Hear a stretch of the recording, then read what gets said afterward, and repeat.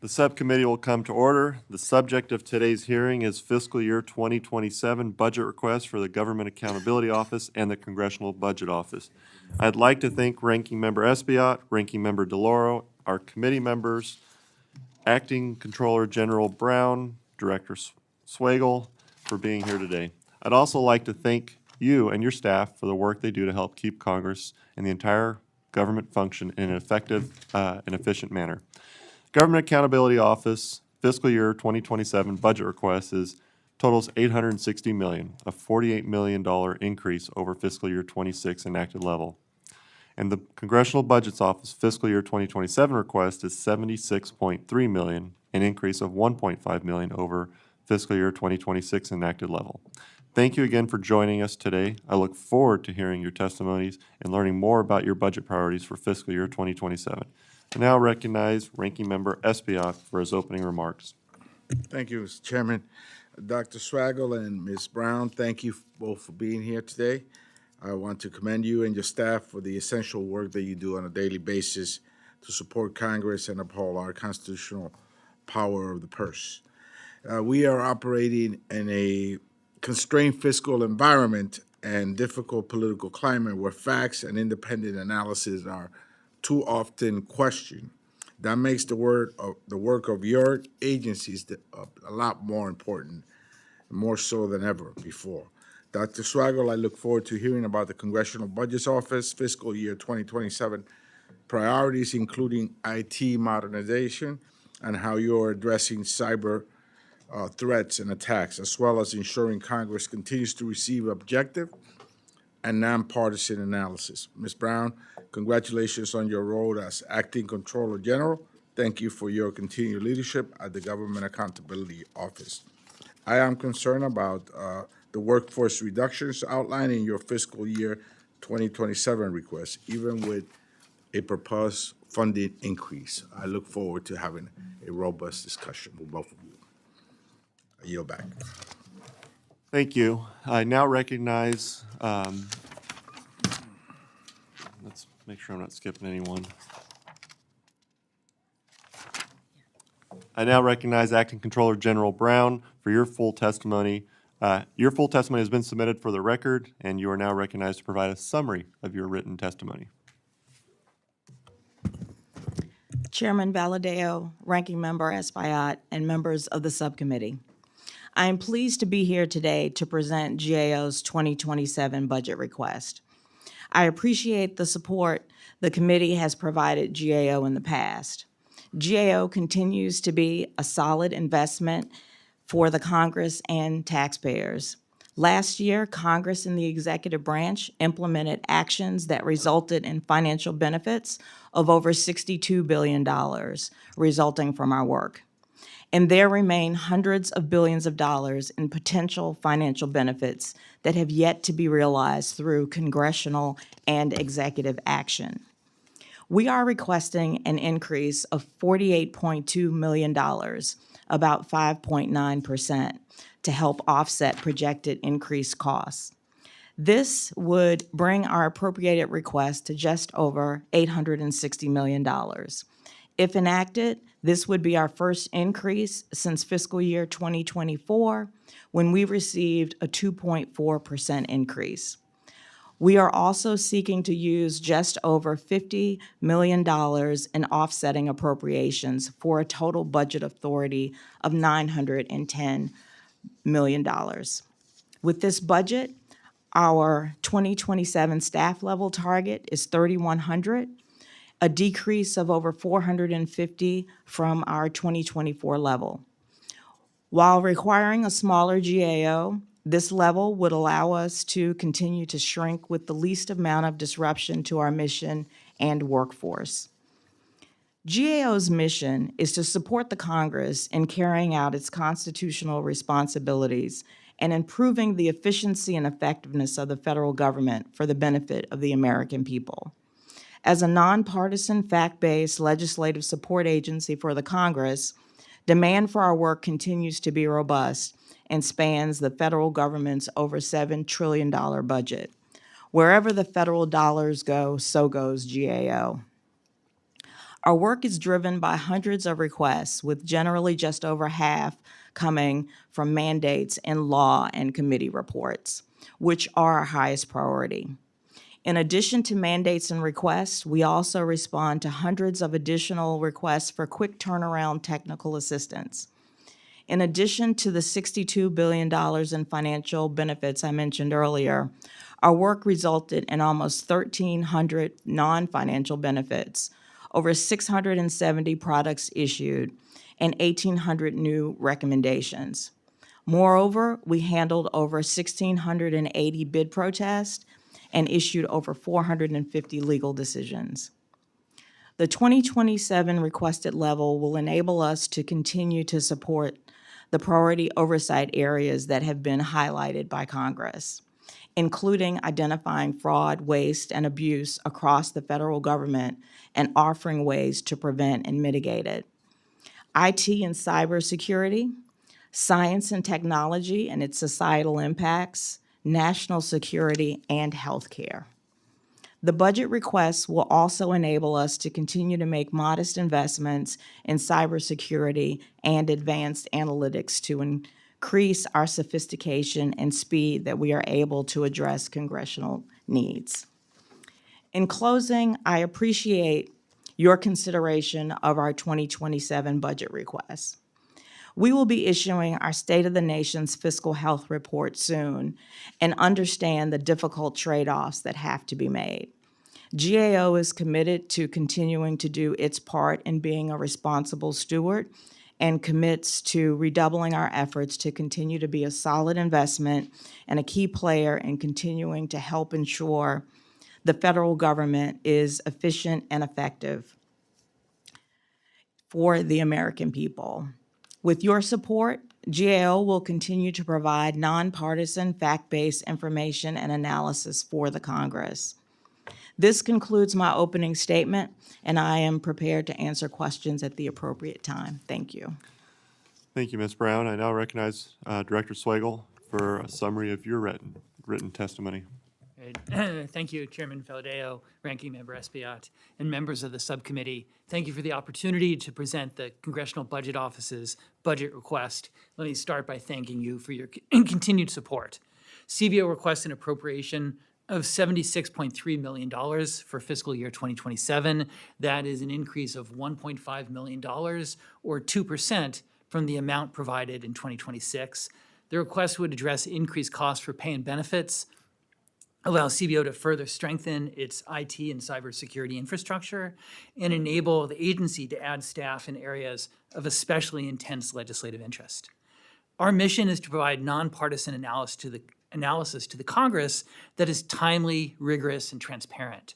When legislation is heading to a vote, we provide cost estimates and real-time analysis of amendments, often hundreds or even thousands of them for bills such as the NDAA.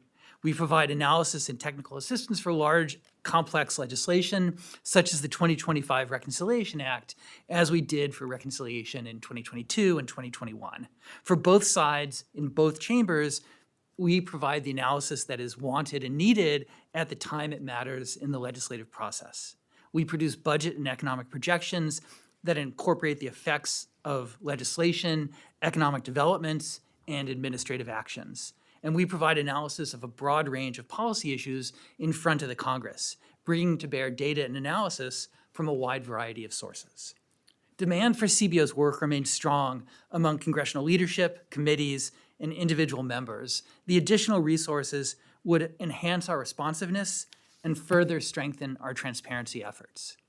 In the rest of 2026, CBO will shrink from 274 in February to 268 positions. And this is to absorb ongoing costs with strengthening our cybersecurity infrastructure. I'm grateful for the subcommittee's support in providing $2.75 million in additional cybersecurity resources in the current year. The continued elevated costs for that purpose mean that the funding available for other activities remains essentially flat. For 2027, 80% of our requested increase, so that's 1.2 out of the $1.5 million, would cover increases in current employee salaries and benefits, and would enable CBO to expand staff in key areas of congressional interest. The request would allow us to start the process of increasing our staffing from the 268 we'll end up with, ultimately to 285 is my target. 6 of the additional positions would allow us to refill the vacancies that we will not replace this year.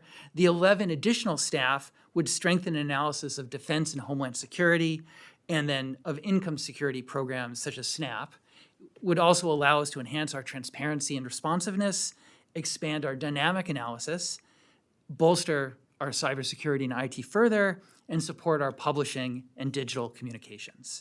The remaining 20% of the increase, that's about $300,000, would address continuing cyber and IT costs. While the total cybersecurity spending would remain elevated, it would decline from this year's level because certain one-time expenditures that we had in the current year will not recur. And that's how we get to the net of an overall increase of 2%. The requested budget would support our goal to provide budget and economic information when it is most useful to the Congress. We'll support the appropriations committees in particular by providing real-time provision-by-provision estimates of the 12 annual appropriations bills and of any supplemental appropriations bills or continuing resolutions. We will respond to thousands of requests for technical assistance and preliminary estimates, often on quick turnarounds as committees craft legislation. Let me finish by just mentioning one transparency effort that we've been pushing especially hard on, and that's to post the code from some of our models. And we've recently posted an additional number of models that brings us up to a total of 24 models on our GitHub website. And that includes especially the code for our tariff analysis model. So in summary, to achieve our goal of being as responsive as possible, CBO requests an increase of $1.5 million. Thank you for your support. I look forward to answering your questions. Thank you, Mr. Swagel. We'll now begin the question portion of the hearing. I'll call on members based on seniority of those present when the hearing was called to order, alternating between majority and minority, followed by members in order of their arrival. Each will have 5 minutes. I now recognize myself. In fiscal year 26, Legislative Branch Appropriations Report, the committee directed legislative branch agencies to work together to partner on common policy standards, utilizing artificial intelligence and ways in which AI may be developed and shared within the legislative branch AI working group. Questions for both of you. Please share with the committee to what extent your agency is utilizing AI to improve the processes and efficiencies of your work. Start with Ms. Brown. Yes, so GAO is exploring ways to use AI. We have recently updated our inventory of use cases, and we've identified several use cases that are currently operational, a number that are in development, and more that are more in the early stages. So in terms of a couple of examples that we're actually leveraging AI, one is we have a tool that's called FACET, and that is the Federal Audit Clearinghouse Exploration Tool. So basically, that takes all of the single audit reports that states and localities are required to produce across the country. Those are shared and in the executive branch in a clearinghouse. So they're PDF files that were really not usable before without pulling each individual file, having someone go through the file. With this exploration tool, our analysts are now able to use those single audits to identify trends. We've identified persistent audits, persistent challenges in certain areas, severe deficiencies, and we use that to inform our audit work. So it's been able to help us accelerate identifying issues and targeting our efforts. Mr. Swagel? Yeah, thank you. So we've been using AI intensively for some purposes for a while now, starting with coding, that the analysts in developing models really benefit from the AI tools. There's increasing use cases, and even in the last several months, these have gotten better So we're using it for research purposes to summarize research literature. Some of our groups are now experimenting with using AI tools to summarize legislative language. Our Medicare group especially has been pushing forward on this. It's not yet at the point where AI can develop a cost estimate, and obviously we'd have, there'd be a person at the end of this process no matter what, but I want us to push further. And ultimately, I'm hoping that we can get, basically deeper down through our backlog of requests for information by having AI tools help our analysts. I just mentioned one last thing, which is on the inbound side, we also get analysis that's clearly generated by AI, which is not always super helpful. In some sense, it takes us time to kind of Thank figure you. it out. As we previously discussed, we know the impact that a CBO score can have on a bill's ability to become law. We understand that your agency is often hampered from being able to get complete data from federal agencies on relevant topics that could give you the ability to develop more accurate scores. In your testimony, you cited this example regarding your agency's lack of access to student loan data. How can this committee assist you with improving the responsiveness of all federal agencies in sharing this important data? Thank you. I'll mention two things. One is the student loan data in particular needs a legislative fix. And we've been working with the Appropriations Committee, with the Budget Committee, with Finance over in the Senate and Ways and Means, and we're hopeful to have that legislative change. That would allow us to keep doing the analysis of student loan data that Congress depends on. For most of our requests, we have good cooperation from executive branch agencies, including the ones that don't always like our analysis. I would come to you with any problems if we're facing problems from from executive branch agencies. Thank you. In your testimony, you shared that the agency will require further reductions in its workforce in fiscal year 27. I understand that you have been offering VERA, VSIP, early retirement, and voluntary separation incentives to your employees over the past several months. How many employees have accepted these opportunities to date, Ms. Brown? To date, with our first round of VERA VSIP, we had 122 employees accept the offer. We currently have a VERA VSIP open, and I think as my last update, we have just over 45 or so people who have put in an application. They're able to withdraw the application, but that's where we stand at this particular moment.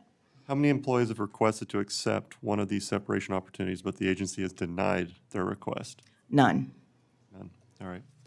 Thank you. My time has expired. I now recognize Mr. Espiat for his 5 minutes.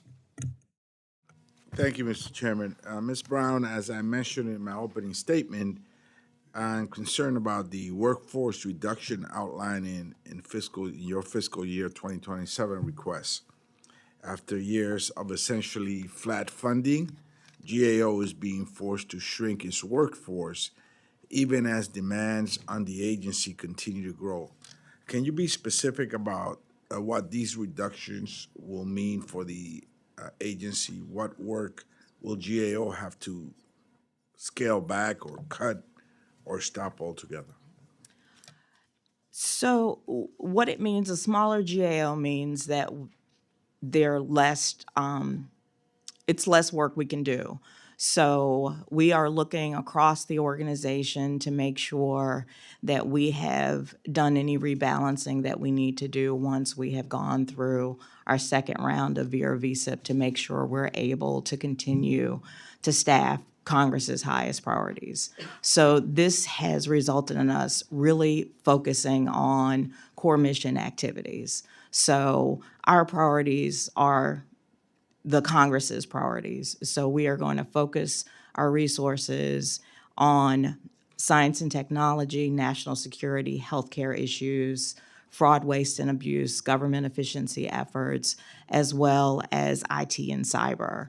So it will mean that, it may take us longer to start certain things, but it's also going to require us to increase What the... kind of things will take longer? So we won't take it off the list, but it may mean that it takes us longer to start engagements. So it could impact, anything across the Congress. We'll work with committees to make sure we're working on their highest priority issues. So if a committee has multiple requests into GAO, we will work with them to prioritize their highest priorities.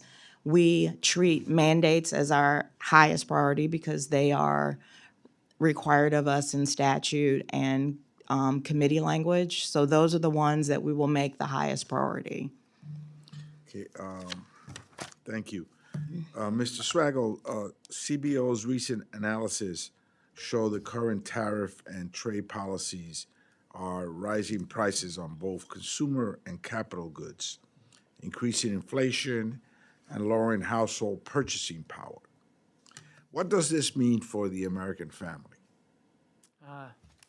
Yes, we've done a lot of analysis on the tariffs over the last year, which are put in place by administrative action. As you said, our analysis indicates that those lead to higher prices and slower job creation and slower growth, and that has an effect on American families, increasing the costs they face and reducing their purchasing power. Okay, and how will higher capital costs affect construction, housing? Housing continues to be a big issue across the country. And how will it impact housing and businesses, investment? And how does the uncertainty created by these policies impact the broader economy? Okay, I know. So the trade modeling that we've done, which again is public and has been used by other groups, takes into account the details of the structure of the American economy and the details of the tariffs, which change frequently, but we go into the details. And so we have that effect that the tariffs are hitting the inputs that businesses use in their in their work, including housing. So they raise the cost for businesses, and then that flows through eventually to consumers. And then there's the uncertainty effect that you mentioned as well. And so finally, what would the outlook look like if trade policies were adjusted to reduce these burdens on ordinary Americans? So this is obviously, according to your analysis, a big problem. What would an adjustment in the trade policies look like in real terms? And of course, CBO doesn't recommend policies, but the analysis would indicate that the change you mentioned, in some sense, would attenuate or reverse some of the negative impacts, reduce inflationary pressures, reduce the drag on the economy and on job creation and family. And obviously, these analyses did not include the rising oil prices. And costs. That's correct. We're watching that, and we'll provide more information. We don't yet know, in some sense, the duration or cost of the conflict with Iran. Thank you, Mr. Chairman. I yield back. Thank you, Mr. Espiat. I now recognize Mr. Strong for his 5 minutes. Thank you, Chairman Valadeo, Ranking Member, and thank you to our witnesses for being here today. Ms. Brown, you noted that GAO's budget has been relatively flat while personnel costs continue to rise. What structural changes has GAO made internally to absorb those increases before requesting additional funds from Congress? The biggest structural change has been to decrease the size of the workforce. GAO's budget is over 80% people, so that's the vast majority of our costs. So that leaves us a very little percentage of the remainder of the budget to adjust. We've also taken a look at some of our engagement support costs in terms of travel costs as well as data purchases. We've also tried to limit our investment in IT spending. So we have kind of focused across the entire agency, but the biggest place we've done to try to restructure our organization is through shrinking the size of our workforce. Thank you. A few weeks ago, you and I talked about how the federal government could be losing hundreds of billions of dollars annually to fraud. Ms. Brown, based on GAO's assessment, could you tell everyone here which programs currently pose the greatest risk and where Congress should focus oversight first? I think when it comes to fraud, it's focusing on the largest programs, the largest and complex programs. So those are the programs that tend to be the most rich because it makes them a high target. So Medicare, Medicaid, our programs, also some of the disaster assistance programs. That becomes a target-rich environment because it's so complicated with the dozens of agencies that are involved in the process. But this is something that has to be focused on writ large across the government. And GAO has recently received a request from the chairman of House Oversight to look at this issue kind of across federal programs. So I think we'll have a much clearer picture about that once we do the across-agency review. Thank you. You've made roughly 200 recommendations related to fraud risk management across your agency. What percentage of those recommendations remain unimplemented and why? I think it's just under 40% are unimplemented, and I think there are a couple of factors at play. One, some of the issues to address them are complicated. The second issue is that I think agencies are only now beginning to focus on fraud as an issue. Often there's a tension between fulfilling the mission of a program and making sure there are good controls in place to make sure fraud, waste, and abuse is not happening. And we have worked hard to educate agencies as well as the accountability community to make sure they're thinking about it on the front end and not chasing after the dollars after they're out the door. Dr. Swagel, can you walk us through what steps your agency has taken internally to control cost and find efficiencies before requesting additional resources for fiscal year 2027? Yes, sir. We also are looking to focus on the areas of Congress's we're also looking to focus on the area of Congress's most interest and to move people around within the agency to provide the additional resources from our existing pool. So, for example, I've asked for part of our increase to hire people in means-tested programs. Within the agency, we're down a few people on that, and so we have moved people within the agency, taking people from our research side to our budget analysis side to contribute on that. So before I ask for more, I'm looking within, can I rearrange things to help out? Thank you. Dr. Swagel, 15 years ago, affordable health care was sold to previous members of Congress and the American people as better health care at a more affordable rate. Keep your physician, you'll save more than $2,000 a year. 15 years later, none of the benchmarks were met while costs have gone through the roof. Have there been analytical changes in your office to ensure that this doesn't happen again? Yes, it's a hallmark of what we do is we look back and say, well, what did we get right and what did we get wrong? And so for example, the Affordable Care Act, which I think is what you're talking about, there's some things that the CBO analysis missed. And so, for example, the effect of the mandate within the ACA, there was a very narrow evidence base, and CBO's analysis turned out to be off in terms of the subsequent, what happened. And so we have gone back, changed that, and our future work would reflect that. Thank you. Mr. Chairman, I yield back. Thank you, Mr. Strong. I now recognize Ranking Member DeLauro for her 5 minutes. Thank you very much, Mr. Chairman.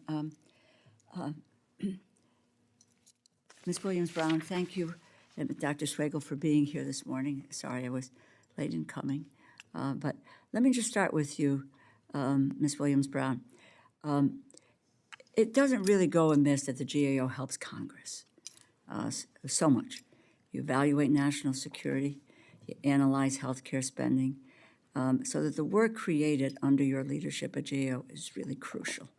We're grateful for the constant information and the data that you provide to improve the decisions that we make. And you also have the responsibility for enforcing Congress's power of the purse. So we're grateful to you for that. Let me just ask about your workforce. And despite all of the great work and information you and your agency provide to Congress, funding for the GAO was almost halved last year. And it's currently, and for flat funding since 2024. As a result, almost 200 employees had to be let go from your agency. Can you tell us how this has impacted the agency, how it's impacted the operations? And letting us know, do you feel as though you're properly staffed for the amount of work that you conduct and produce for the Congress? So the employees that separated it's happened across the organization. So it's been analysts that directly do the work. It's also been our operations and support across the agency. One area particularly hard hit has been our information technology group. They've lost a fair number of resources. So it has an impact on the organization. We've worked really hard to try to minimize that impact. If there's a critical area that we absolutely need to backfill because we're one person deep, we do that.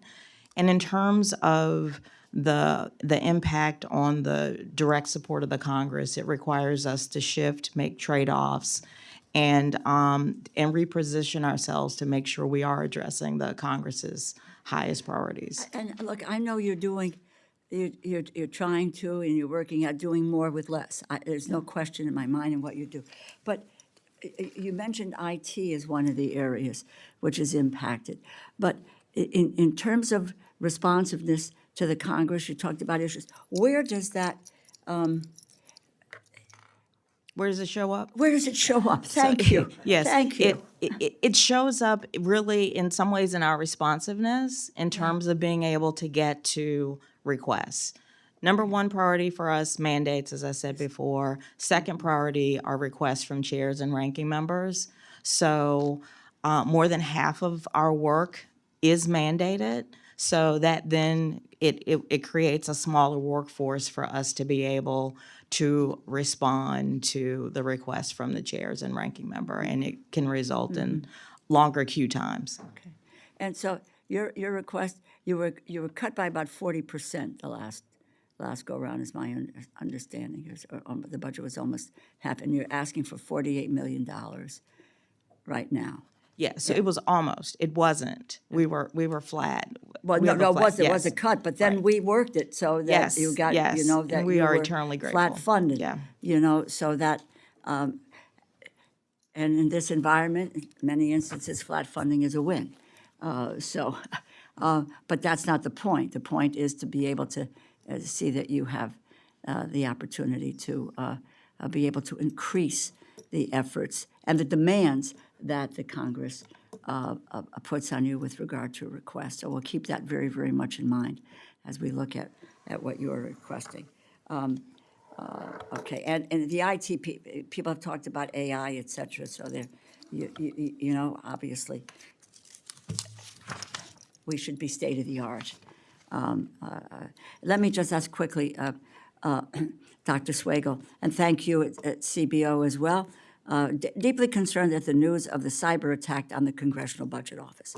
It's a reminder that we need to continue to be vigilant, continue to prepare for cyber threats. It can happen at any time. Today, with the funds you currently have, do you think you are fully prepared for another event like this? And as technology continues to evolve, do you feel as though the technology you currently use is adequate in this day and age? No, thank you, and thank you again to the committee for the resources to respond to the challenge we had this year. We're in a good place now with the changes we've made in response to the incident, but we have a plan now to do better, and it's both on the hardware side and on the software side within our network, and that's just the work of the next year and then beyond. So we're working on it, but it's still a work in progress. And what does that mean in terms of your request, your funding request, to get to that plan, to put you in the position that, you know, we don't see something like this happen again? Again, I say the same thing I said to Ms. Williams, Brown, that you're doing more with less. And That's you're right. trying to do more with less. I have a particular view, others will disagree. I don't believe you can do more with less, so I stipulate. But I'm interested to know what, I think you asked for 1.5 million? That's right. Is that enough? I'll answer it. We need to finish that one quickly because. Okay, yeah, absolutely. We had, certain one-time expenditures this year that won't recur, and that's why we're asking for still an elevated amount for cyber activities, but less than in the past. And I think it will be enough for us. Thank Yeah, you. I thank yield you. back. All right, well, thank you. I now recognize Representative Malloy for her 5 minutes. Thanks. Thank you, Mr. Chairman. Ms. Brown, I had a couple of questions for you that you've already answered, and so I'm going to start with a kind of philosophical question. You said in your testimony that your job is ensuring that the federal government is efficient and effective for the taxpayer, which is a mission I very much support. And I did a little research, and when Congress created the GAO in 1921, the reason is that Congress was really alarmed that the executive branch was booming and hiring a lot of people. And at that point, there were 10 executive branch employees for every one employed by Congress. Now it's 100 to 1, and the executive branch's budget is about 1,000 times what ours is.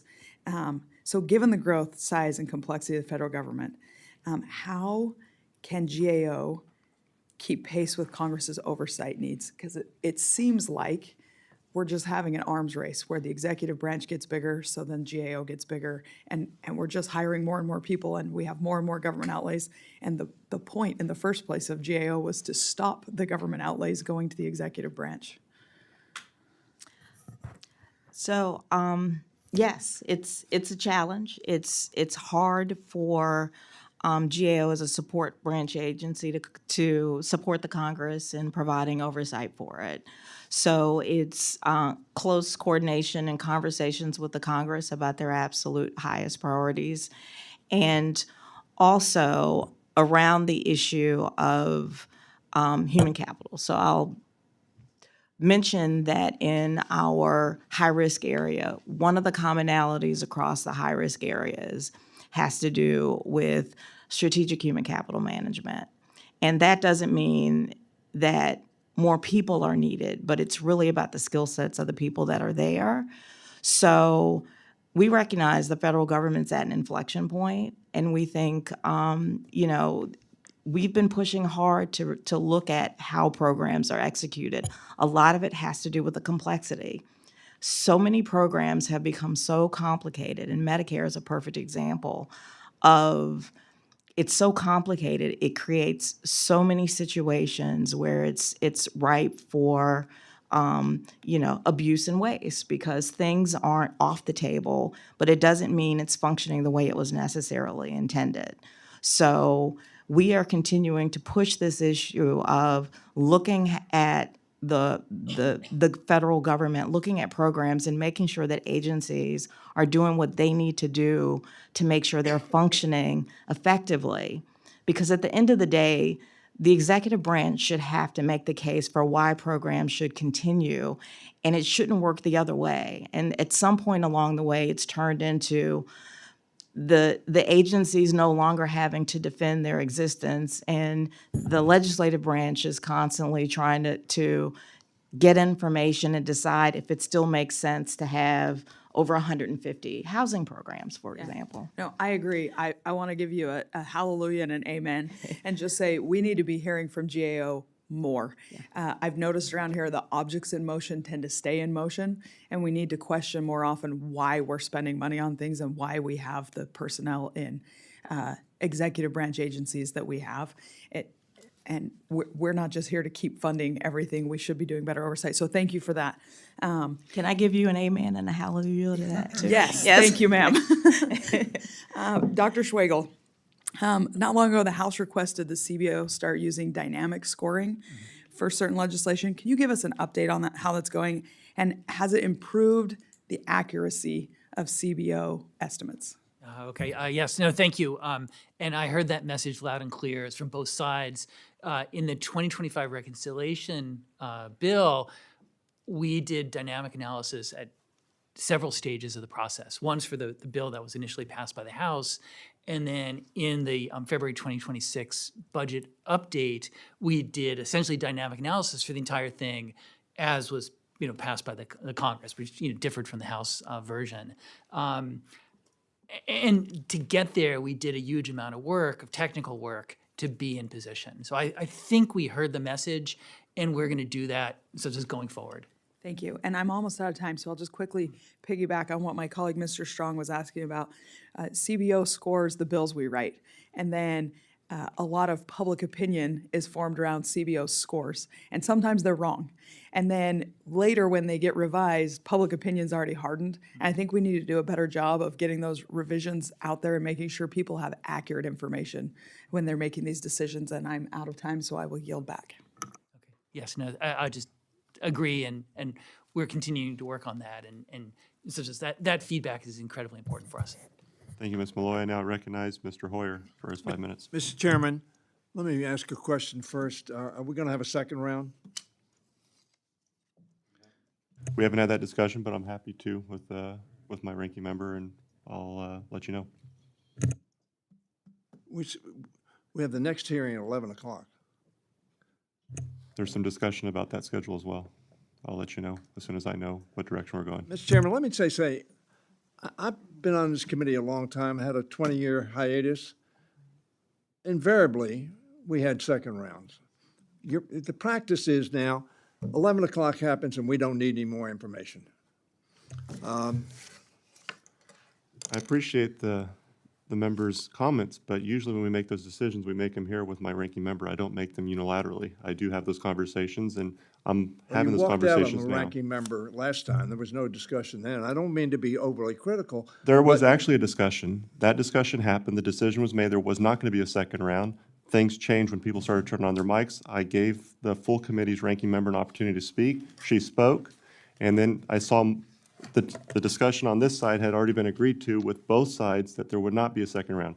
I'm happy to have a second round if that's something the ranking member would like to do so, but we had already had a discussion about rolling right into the second committee. All right. But since we're having this debate now, I mean, I'd prefer my ranking member and I confer and make a decision how to move forward, and then we'll let everyone know what we're doing. Thank you. But I'd prefer not doing that in this forum, but privately, so that we can settle this the way we should.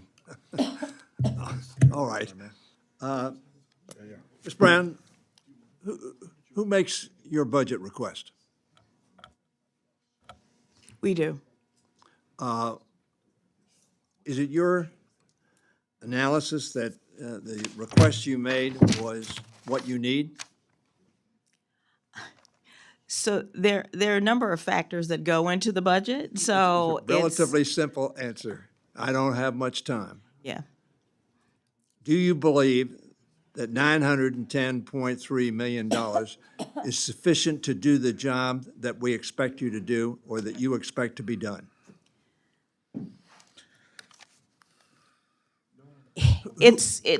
So yes and no. So it's sufficient. We think we can do it, and provide an acceptable level of service. Will it be My question lower than in was- the past? Yes.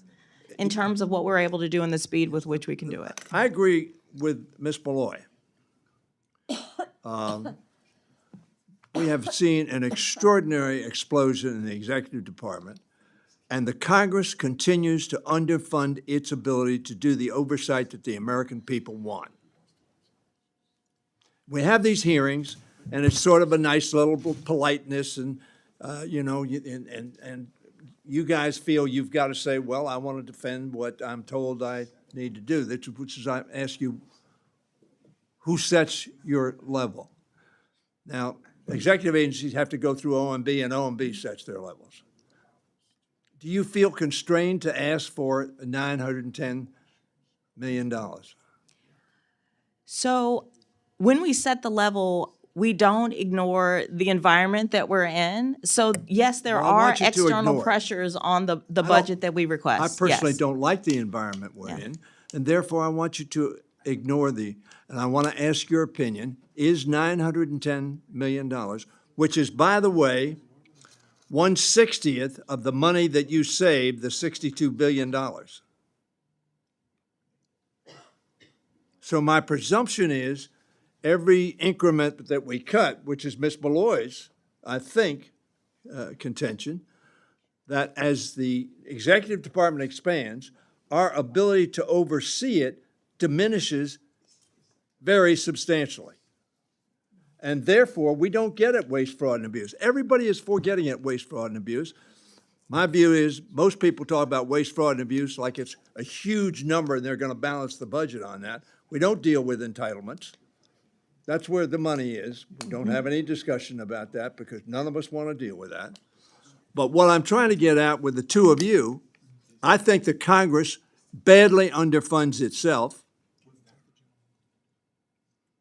The possibility of 18 people on our staffs being able to oversee a $5 trillion expenditure of the public's money is absurd. Thinking that you can have a shrinking budget with an extraordinary expanding expenditure and be able to keep up with waste, fraud, and abuse, or the appropriateness, forget about waste, fraud, and abuse, the appropriateness of spending on object A as opposed to object B. Life's a series of trade-offs. It is. And very frankly, let me tell you, I am not for dynamic spending or scoring, because I think it's a gamble. And I would rather gamble on the conservative side and saying, no, if you do this, it's going to cost X, rather than if you do this, somehow magically money's going to appear. That didn't happen in the tax cut of 1981 under Ronald Reagan.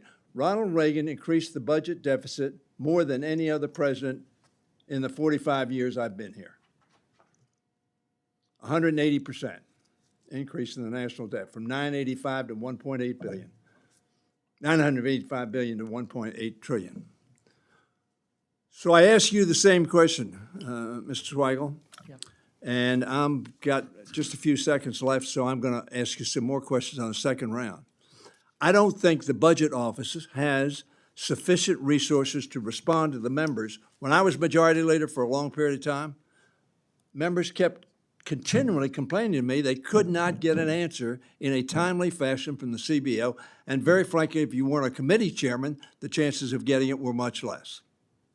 That's, yes, that's still the But- case. But I would ask each of you to be honest in terms of your own opinion, because we're relying on that, I am, when I do the budget, when I'm figuring out what ought to be spent. Of what is demanded of you, expected of you, and what you can and cannot do. The My gentleman's time has My expired. time has expired.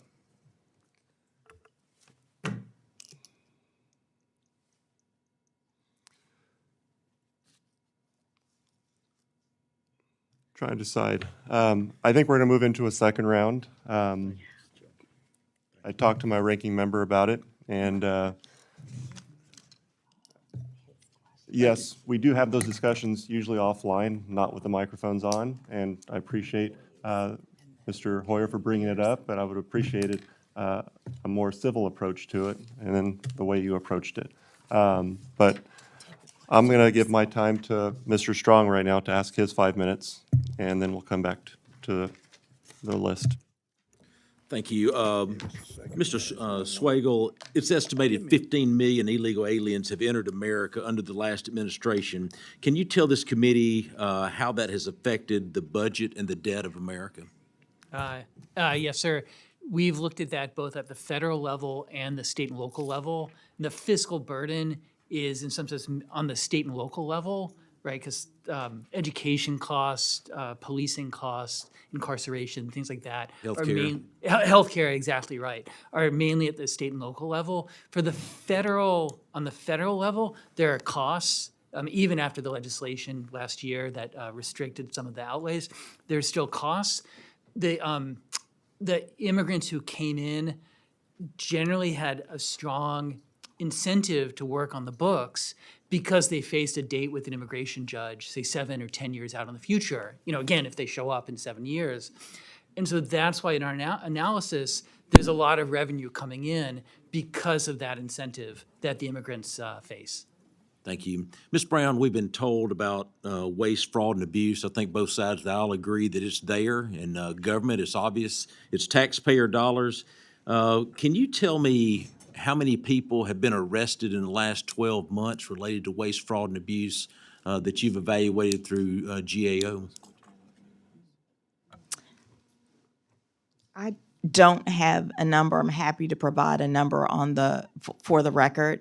It's something that we do look at, but this is an example of where we have to comb through Justice Department records and in some cases, state and local records, so we can Is the give you a Department of ballpark. Justice doing enough to prosecute those that have stolen from the American taxpayer?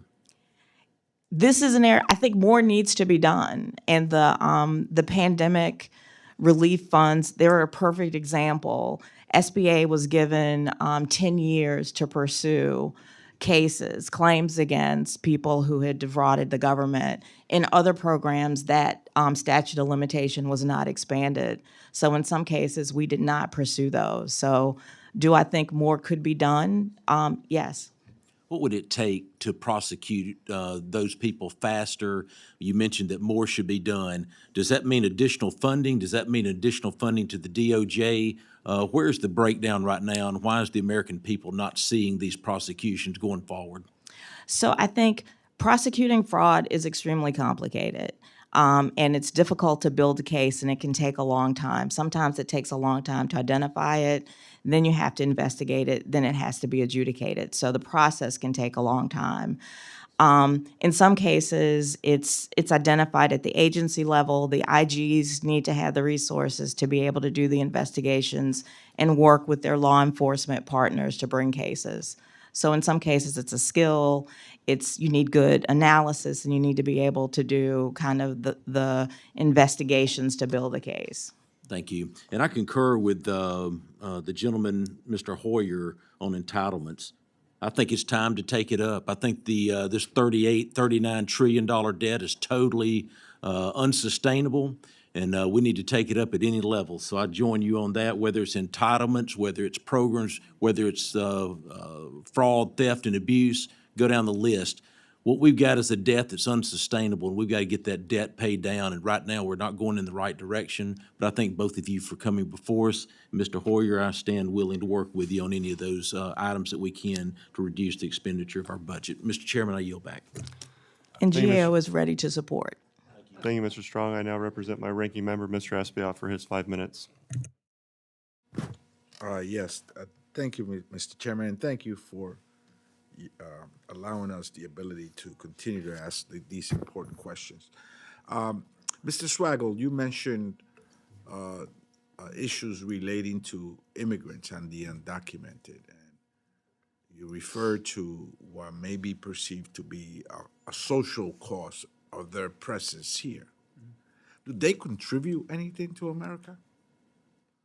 Yes, sir. We do the budget and economic analysis at the federal level. The budget impact on net over the 10-year window is a positive because the people who came in over the last several years were very heavily skewed toward working age adults, and they had a strong incentive to participate in the labor force.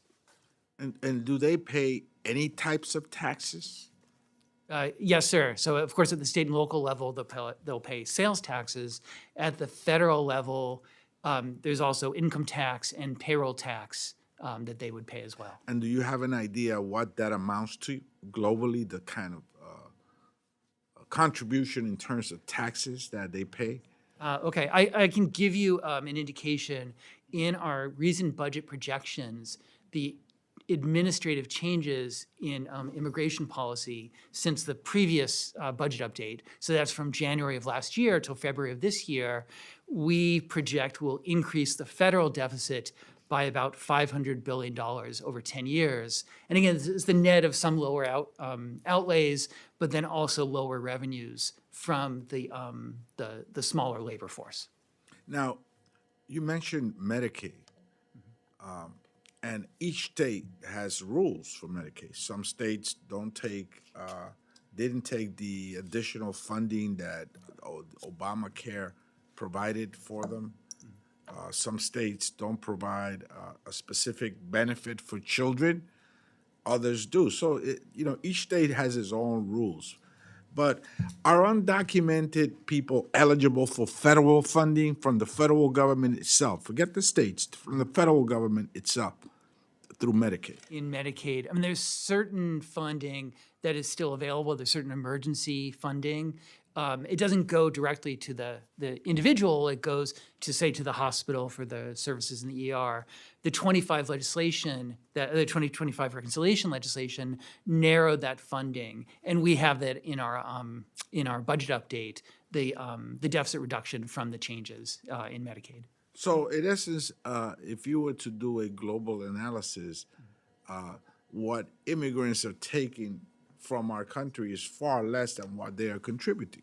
At the federal level, that's right. As I said, we had the changes in immigration from last year to this year will increase the deficit by about $500 billion. And again, which is the net of the changes in revenues and outlays. So the concept that they're blood-sucking vampires that are taking everything from America is basically wrong. They're contributing a lot. I'm sorry, I'm smiling. I could never imagine those words in a CBO report. But we would say on net, on the federal level, again, it's different at the state and local level because it's different. But at the federal level, the budget impact is a net positive. I just want to state that there's a lot of confusion out there and a lot of peddling of wrong information that often leads America to think that immigration is bad and that is a negative thing. And your numbers show that at the federal level, it is a positive thing. It is contributing to the economy. I don't even want to get into the crime numbers, which clearly show that U.S. citizens are more likely to commit a crime than immigrants. I don't know any undocumented immigrant that leaves their home and says, let me commit a crime today and let's get deported. In fact, they try to stay within the parameters of the law and are pretty much law-abiding, much more so, according to many studies, including one by Cornell, than a regular American citizen. I yield back.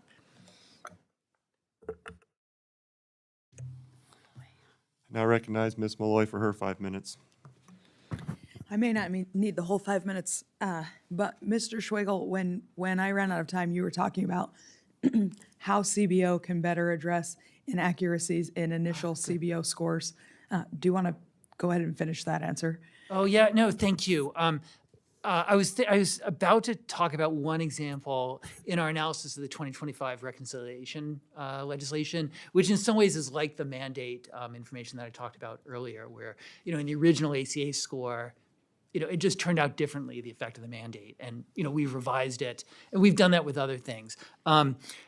After we published our analysis of the 2025 reconciliation bill, there are several academics who came to us and said, we think you missed the impact of the provision on orphan drugs. There's several very expensive drugs that would qualify for that provision that we didn't realize. And in the scheme of things, it was about $9 or $10 billion that we were off. And this time it actually went in some sense in the Republican favor, in the majority favor, because the cost, quote, should have been higher, and we didn't see those costs. But in some sense, I was just trying to say we make mistakes in both directions, and we try to correct it and try to make sure we're not biased. Thank you. I appreciate your attention to that because it really is everybody's always citing CBO scoring as justification for, support or not support or whether we should repeal things. And it's just so important that CBO get it right. So thank you for that.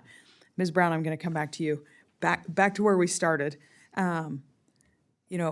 When you said that your job is ensuring the federal government is efficient and effective for the taxpayers. I love that. And what we're asking you to do is oversee a ballooning federal government that we keep funding. So just to be clear at what I was getting at, it isn't that we shouldn't hold GAO accountable for how your budget is used and make sure that it's, the smallest budget that does the job.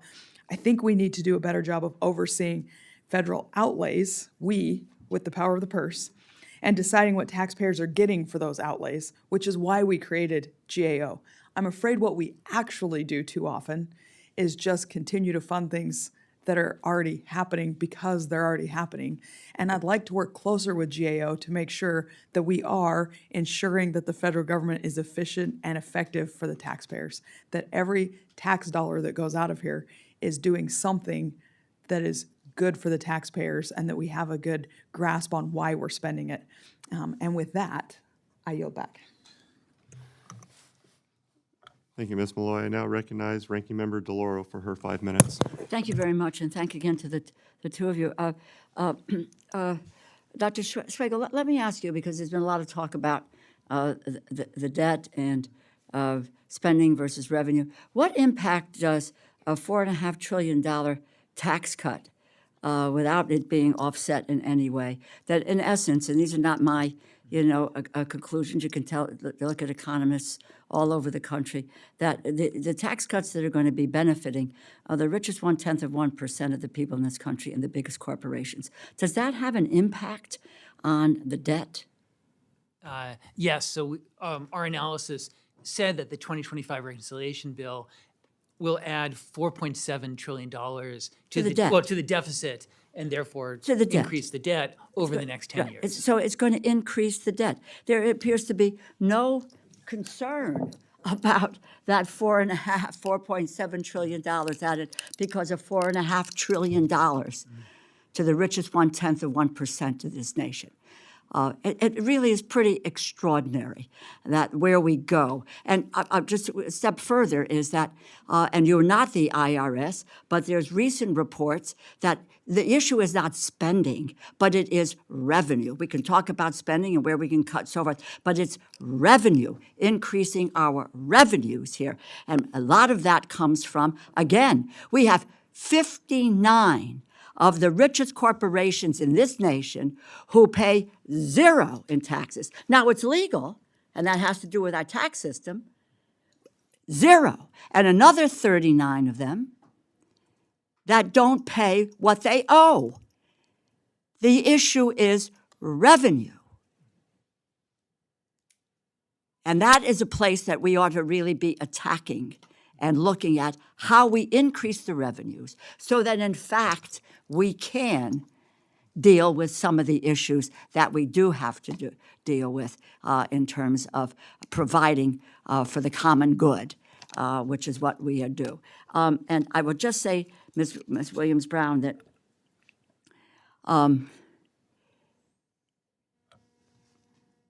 in my first round, I spoke about the power of the purse, which is really what it is that we do here. And it's based on, on a bipartisan basis. And my hope, and I'm just going to leave it this way, my hope is that the power of the purse that is in the Constitution of the United States will be adhered to, because that is a role and a function of the GAO, and will not countenance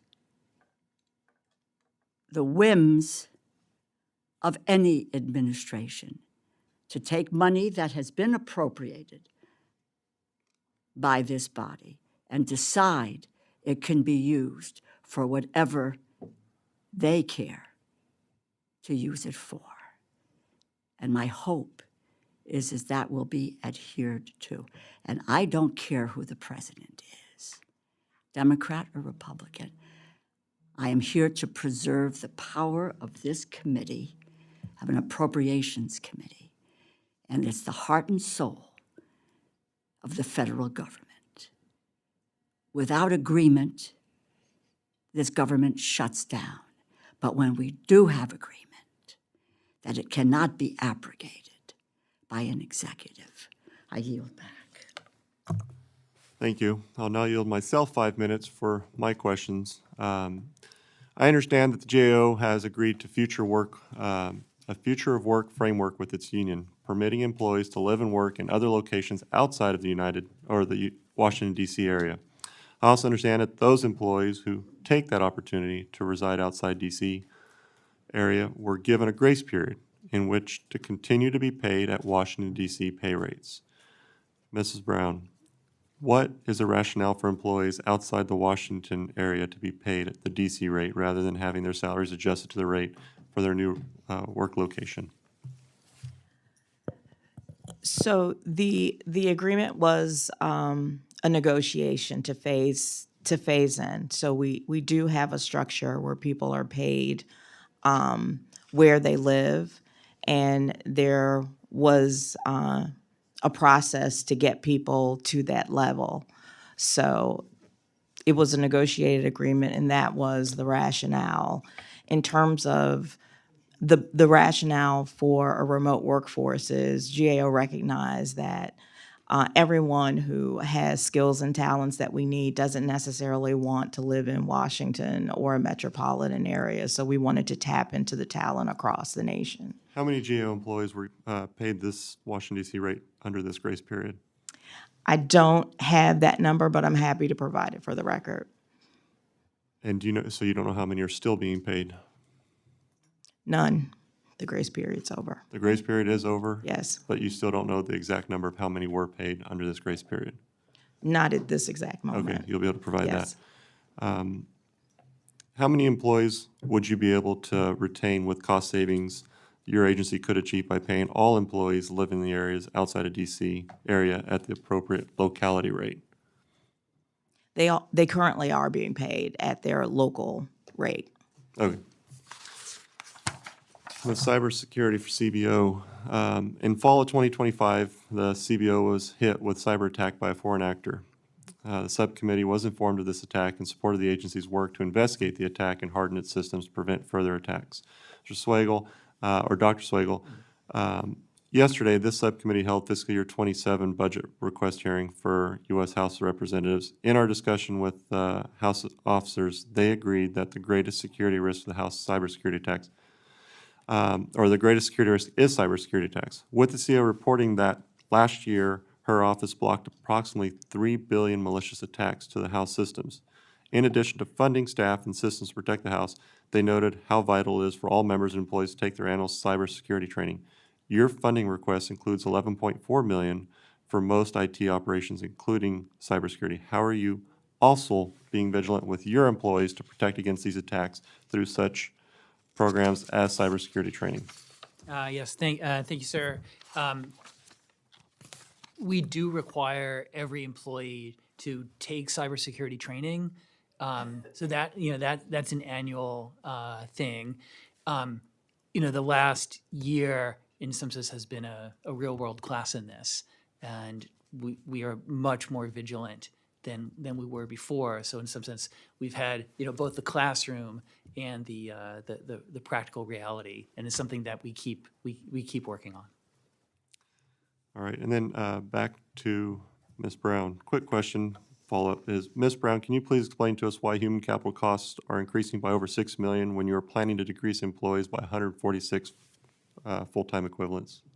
Yes. So the cost of our workforce continues to increase. We have to absorb increased healthcare benefits. We also have to absorb COLA. There are other costs, especially in a flat budget, that we had to absorb over time. So even with our 2027 requests, the requested amount supports a smaller workforce, and it goes back to over 80% of our costs are our employees' salaries and benefits. All right, thank you. I'm going to yield back the remainder of my time. And Mr. Hoyer, you're recognized for your 5 minutes. Thank you very much. First of all, I want to make it clear, Ms. Brown, I'm a big supporter of yours. I think you're doing an excellent job, and I appreciate that. And I think all the members of the committee share that view. But I think you're operating under constraints that are unfortunate in terms of, because I think what Ms. Malloy says is we really ought to look at, and Ms. Strong said as well with reference to why we have this deficit. We need to look at where we are. We need to look at the growth of the executive department, as Ms. Malloy pointed out, and the infinitesimal growth that accompanied that was supposed to look after the fact that we want to make sure whatever those 100-fold folks are doing, they're doing consistent with law and consistent with efficiency and effectiveness. And it's impossible for you to do that when you have that disparate increase.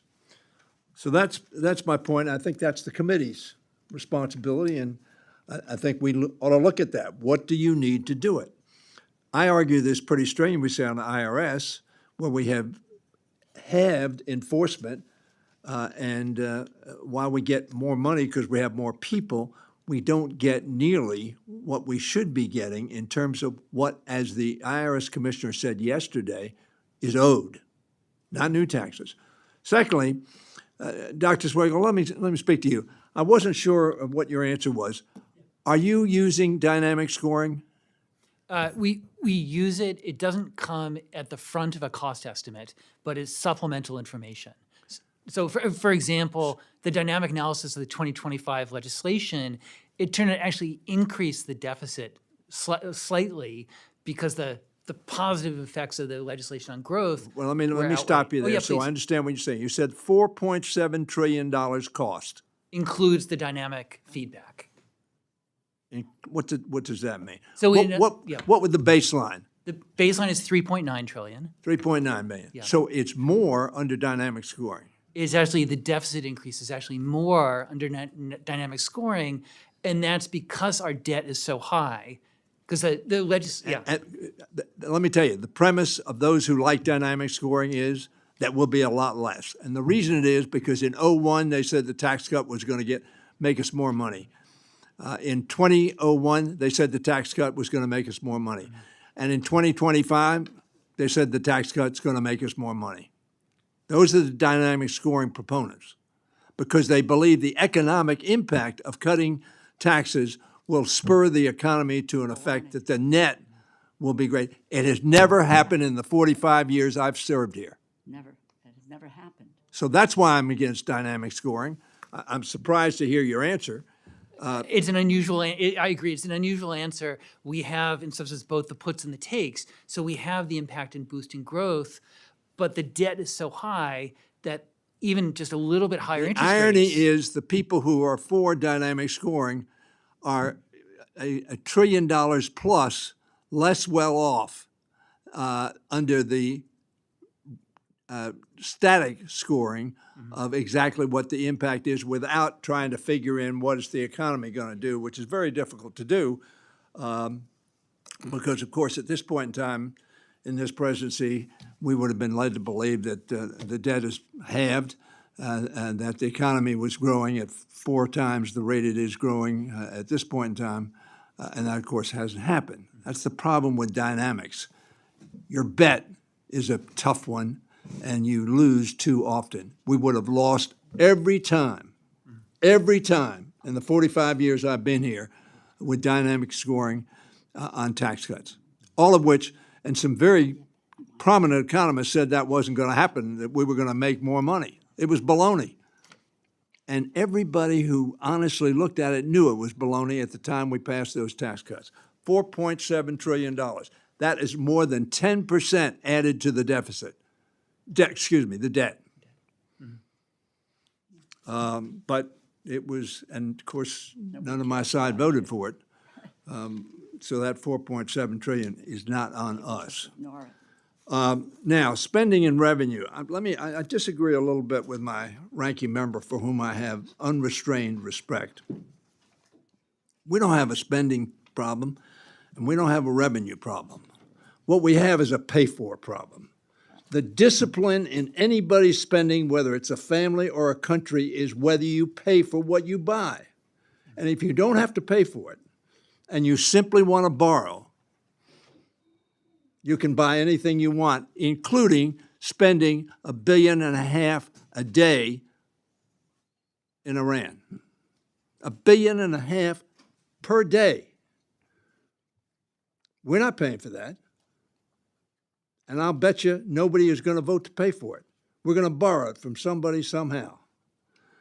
Mr. Chairman, this is a very important hearing because this deals with the guts of where our country is and where we're going to be 1 year, 5 years, 10 years, 20 years from now, as to whether or not we have honest budget advice and whether or not we can make sure we're spending our money effectively. And we have a lot of questions about the little specifics but those, and Mr. Strong raised it, and Ms. Malloy raised it, I'm glad they did, the ranking member and the chair. And Mr. Chairman, this committee is looked at as sort of an aside. I serve on a lot of those committees, like the Financial Service and General Government Committee. which deals with the revenue side. I know you're frustrated with me. I'm 1 minute and 30 seconds over time. Isn't that awful in talking about the debt of the United States of America? These are big, important issues, and they're not subject to 1-hour hearings. And I respect you, Mr. Valadeo, but I am frustrated, as you can well tell. These are big, important, critical issues, and we tend to deal with them politically as opposed to substantively. Gentleman's time's expired. I know that. Members may submit any additional questions for the record, and I'm going to confer with my colleagues as to when we're going to start the next committee soon, but this committee stands adjourned. Thank you.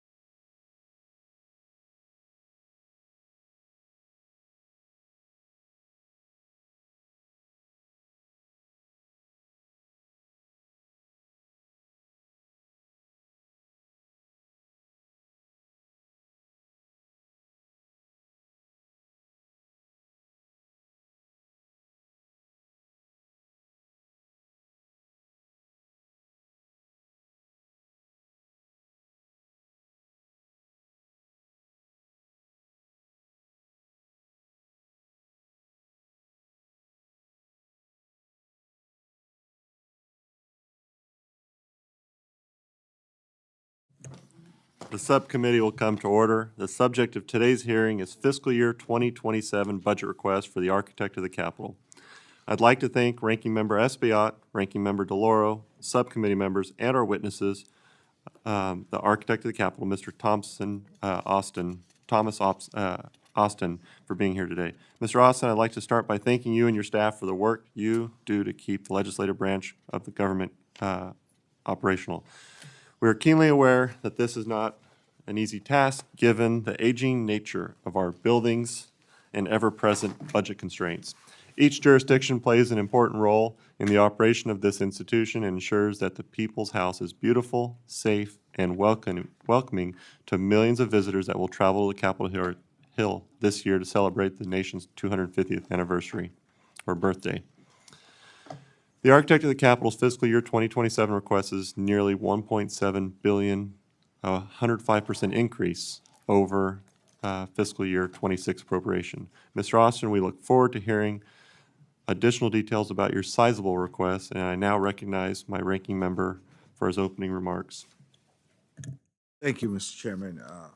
Mr. Austin, thank you so much for being here today. I would like to start off by thanking you and your staff for finally hanging the plaque to commemorate the heroic Capitol Police that protected members and staff on January 6th. Unfortunately, it was done at 4 o'clock in the morning, in the dead of night, in a place really that I think is not fitting for the heroic action taken by the men and women of the Capitol Police. You really have to go through a maze around the tunnels of the Capitol to get to it. And it is not in full view of the general public, which were also protected. Those that were here visiting during that day were also protected from this angry mob that attempted to assault democracy. So I thank you for taking that initiative. It was in 2022 that language was included in the proceedings here in this very same committee to honor the men and women of the Capitol Police. And it's now 2026, and it's done in the middle of the night and in a place that's not truly accessible to the general public. So we should continue to address that shortcoming. And for years, leadership has stalled to install the plaque. Yesterday, I was honored to walk over there with some of my colleagues and view it for the first time. Some of us have had an easel with a cardboard plaque in front of our offices for years, including myself, to individually honor the men and women of the Capitol Police. And I would also like to thank you for keeping us to date on the infrastructure need of the Capitol campus. I look forward to your testimony, and I yield back, Mr. Chairman. Thank you, Mr. Espaillat. I now recognize the full committee's ranking member, Ms. DeLauro, for her opening remarks. Thank you very much, Mr. Chairman and Ranking Member, and thank you so much for being here this morning, Mr. Austin, and for your willingness to answer our questions. I'd like to make one personal comment. I'm so happy always to see your team across the Capitol, especially grateful for your HVAC team's help with raising the temperature on the House floor. So I want to thank you for that again. It's always, one dresses very warmly to go to the House floor. Stay warm, but thank you very, very much for that. Every morning as we come to work, each of us on this panel are greeted by the great work of the Architect of the Capitol. For many reasons, a blessing to work in this body, not the least of which is because of the place. Each day we're reminded of the majesty of our democracy because it is reflected in the Capitol itself. So first and foremost, I thank you, Mr. Austin. I thank all the men and women of the Architect of the Capitol, for your office, for the work that you do to preserve and to maintain. This is a citadel of democracy, and it is a place where people come to visit. And on that note, I would just say, I walked over to see the plaque, yesterday with a number of my colleagues. And you just think about the courage of the men who ran into the fray and didn't turn back and run away. And so we don't love where it's at. We love who they are, and we will continue to honor them. And all of that work that you do does not go unnoticed. It's not to say that this great task is not without its challenges that you have, my dear. In your testimony, you talked about the current condition of the Rayburn building, of this building. I also might add that you also do say that the Cannon House building renewal project enters its closeout phase, the moment, and what kind of benefits that will provide to our community. But with regard to the Rayburn building, it is in urgent need of substantial repairs. It's evident not only from your testimony, but from the experience of anyone who comes to work in the Rayburn building, including myself. It's the building's heating, it's the maintenance system, it's corroded pipes, it's the elevators, and you've got many, many more items on your list that need to be addressed. And I don't believe you're crying wolf, that this is critical at this juncture. So it's not just about an occasional inconvenience, there are plenty of those, but it is about the safety of the staff and the members and the visitors who come here, and our constituents who make the journey to this nation's capital to avail themselves of a representative government. So the deterioration of this building poses a safety risk. It's critical that we act quickly to provide the architect of the Capitol with the resources that you need to begin these repairs without delay. There'll be much discussion about this morning and the questions, so I thank you again, and I look forward to your answers. But I am going to say this, it's a busy day. I want to hear your testimony, and then I will have to depart, but I want to know that obviously I'm always available for you all to come in and brief, et cetera, on what the issues are and how we can be able to provide you with the resources. I yield, Mr. Chairman. Thank you, Ranking Member. Thank you, Mr. Austin. Your full testimony has been submitted for the record, and you are now recognized to provide a summary of your written testimony. Good morning, Chairman Valadeo, Ranking Member Espiat, and distinguished members of this subcommittee. Thank you for the opportunity to appear before you representing the men and women of the Architect of the Capitol to discuss our budget request and priorities for fiscal year 2027. I appreciate this subcommittee's continued support and would like to offer my sincere thanks to the members of your staff who work directly with the agency, particularly Lori Rowley, April Lyman, and Faye Cobb, for their expertise and consistent professionalism. I look forward to sharing the hard work of the agency and serving the needs of Congress while preserving the historic buildings and grounds that inspire 30,000 daily occupants and 4 million annual visitors to the Capitol campus. I would like to express my sincere gratitude to the 2,600 dedicated Architect of the Capitol employees for their unwavering commitment and professionalism to preserve and maintain over 18.5 million square feet of facilities, 570 acres of grounds, and thousands of works of art. Serving as the 13th Architect of the Capitol has been the greatest privilege of my career, and since assuming this role in June of 2024, I have been continually inspired by the dedication and expertise of our workforce. My top priority is fostering consistent, transparent communication across the agency and with members and their staff in order to maintain trust and confidence in our agency's leadership. For fiscal year 2027, the Architect of the Capitol is requesting a total of $1.6 billion to address critical infrastructure needs, correct life safety and physical security issues, preserve historic assets, and invest in modernization efforts across the Capitol campus. This request is substantially larger than previous years due to two main factors. First, facility repair projects from prior years that were not funded continue to compound in the form of deferred maintenance, resulting in increased risk of system failures.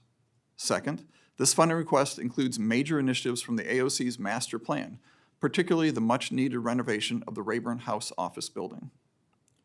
One of my top priorities since assuming my role as the architect has been to get a deep understanding of the condition of the facilities and infrastructure across the campus.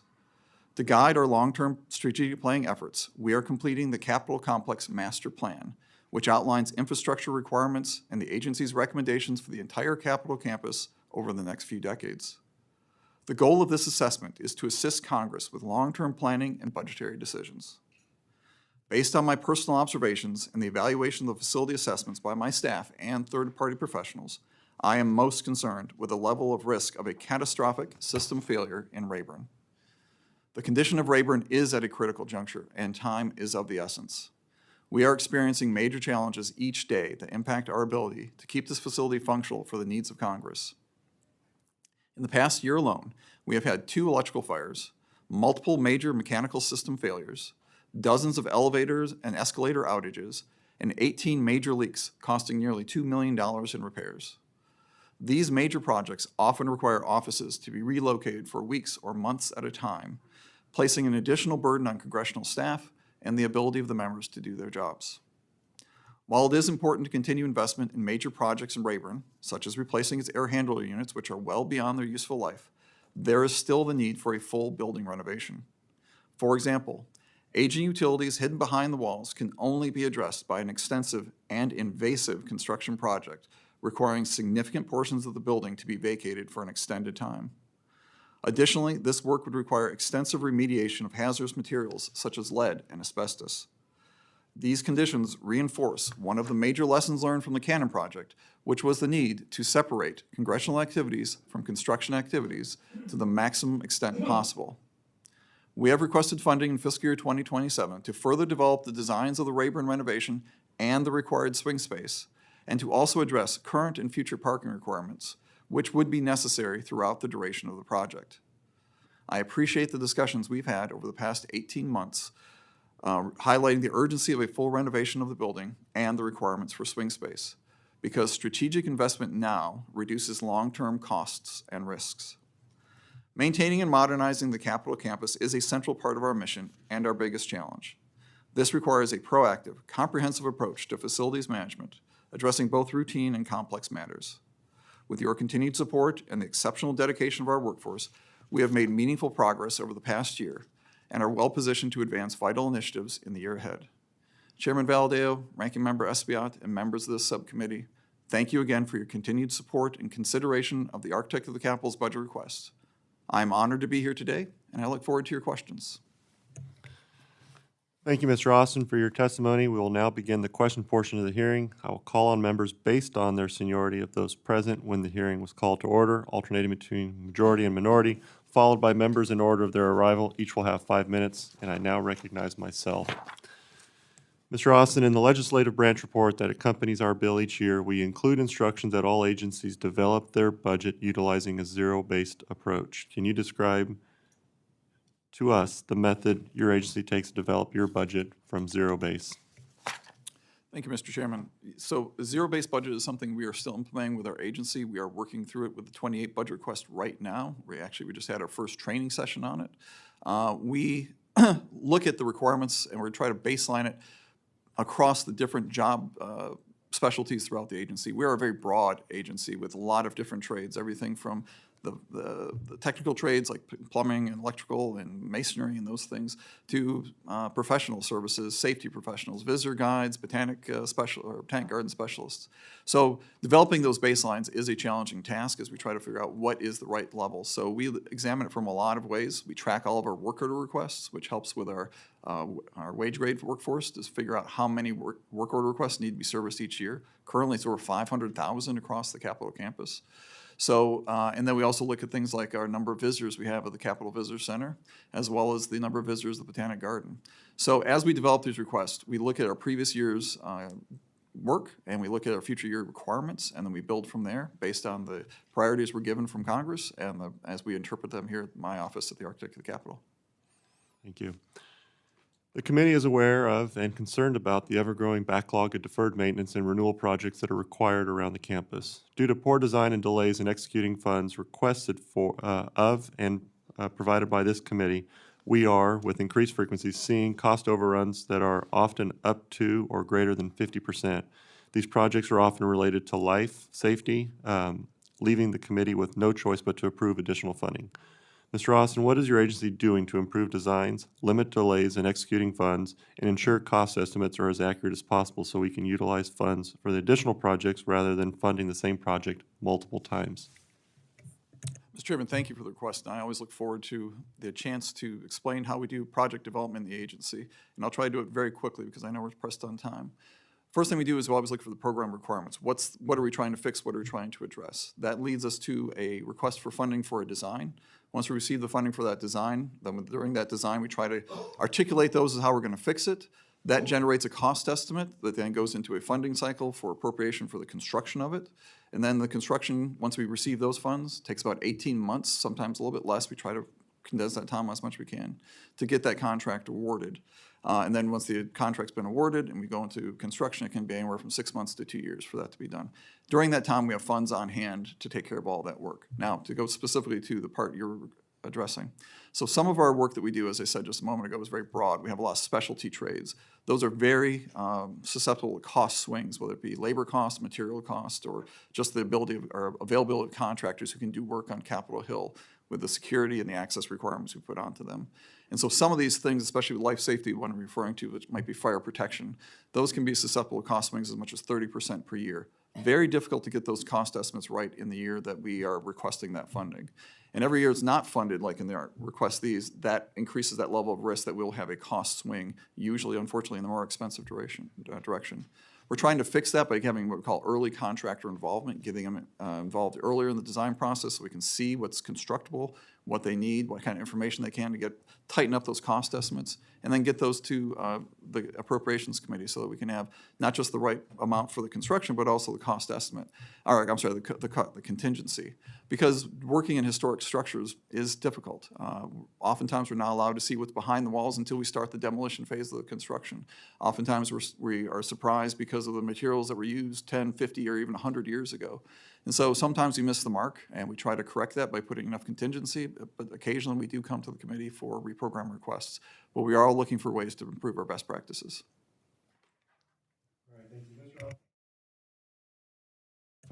Mr. Austin, in my opening statement, I mentioned America 250. The Library of Congress Visitor Experience Master Plan was envisioned to be a centerpiece of legislative branch celebrations.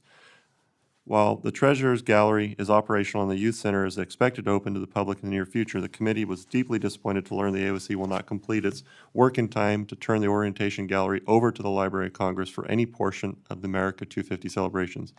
We've learned that the extensive delay is until at least July 2027 is due to lead paint remediation, replacing the flooring and installing a fire-rated ceiling. Hazardous materials remediation, including lead paint and asbestos, is the one thing that every single preservation project starts with. Can you share with the committee why these items are considered unforeseen site conditions and why we're learning of this 11-month schedule delay now when the AOC has briefed the committee many times over the past year without previously indicating such potential impact? Presumably, your agency always plans for lead paint remediation when working on historic buildings. So, Chairman, you summarized a lot of the challenges we've had on it. The lead paint was one factor, but it was not the factor. You're absolutely correct. Lead paint remediation, asbestos remediation is something that's common to a lot of construction projects we have on campus. Specifically for the Orientation Gallery, the biggest problems were actually with the floor and the ceiling. And we didn't know the issues of those until we did the demolition. In the floor, it was delamination between the terrazzo level and the concrete that we had on there, so that had to be fixed before we could fix it, or before we could put a new floor on top of it. And in the ceiling, we didn't know the full extent of that. We have to have a 2-hour fire barrier in the ceiling. We thought we could count on the fire dampers that were installed many years ago, but in the interim decades, they've installed a lot of conduit for data cables and power cables running through those. And we went through a design process to see if it would be easier to pull all those cables out and reroute them, or just to redo the the 2-hour fire ceiling. And we went with the ceiling aspect, but that did cause a significant delay, over 200 days, just in that aspect. Right. Thank you. My time's expired. I now recognize my ranking member Espiat for his 5 minutes. Thank you, Mr. Chairman. Mr. Austin, as you approach your second year leading the architect of the Capitol, you've inherited a substantial and complicated project portfolio. While I support the South Screening Security Vestibule and recognize the urgency of replacing the Rayburn House office building. I remain deeply concerned about the AOC's ability to deliver these projects on a timely basis and within budget. Do you believe AOC's current organizational structure is capable of managing the size and the scope of these projects? And will you deliver them on time and within budget? Ranking Member, thank you for the question. The short answer to your question is yes. And the second part of that was on time and on budget. We do that to the best of our ability for every project. We have to take on the work of Rayburn, which would be the largest construction project in the AOC's history, certainly in terms of dollar value. We have the structure in place from a management perspective to handle that, but we would need to bring on additional staff. Those would be project-funded staff. They would be paid for the funds for the project itself, not going towards our base. But we have the ability to bring on that additional staff as well as contractor support when it comes to construction management services or additional support from the contractors themselves for submittals and designs and things like that. What's the time frame? I mean, I've been part of some of the meetings discussing Rayburn. What's the time frame for this project? Well, the timeframe for the project really depends on the funding we receive from the committee and the choice that we decide to make when it comes to swing space. What is the estimated time?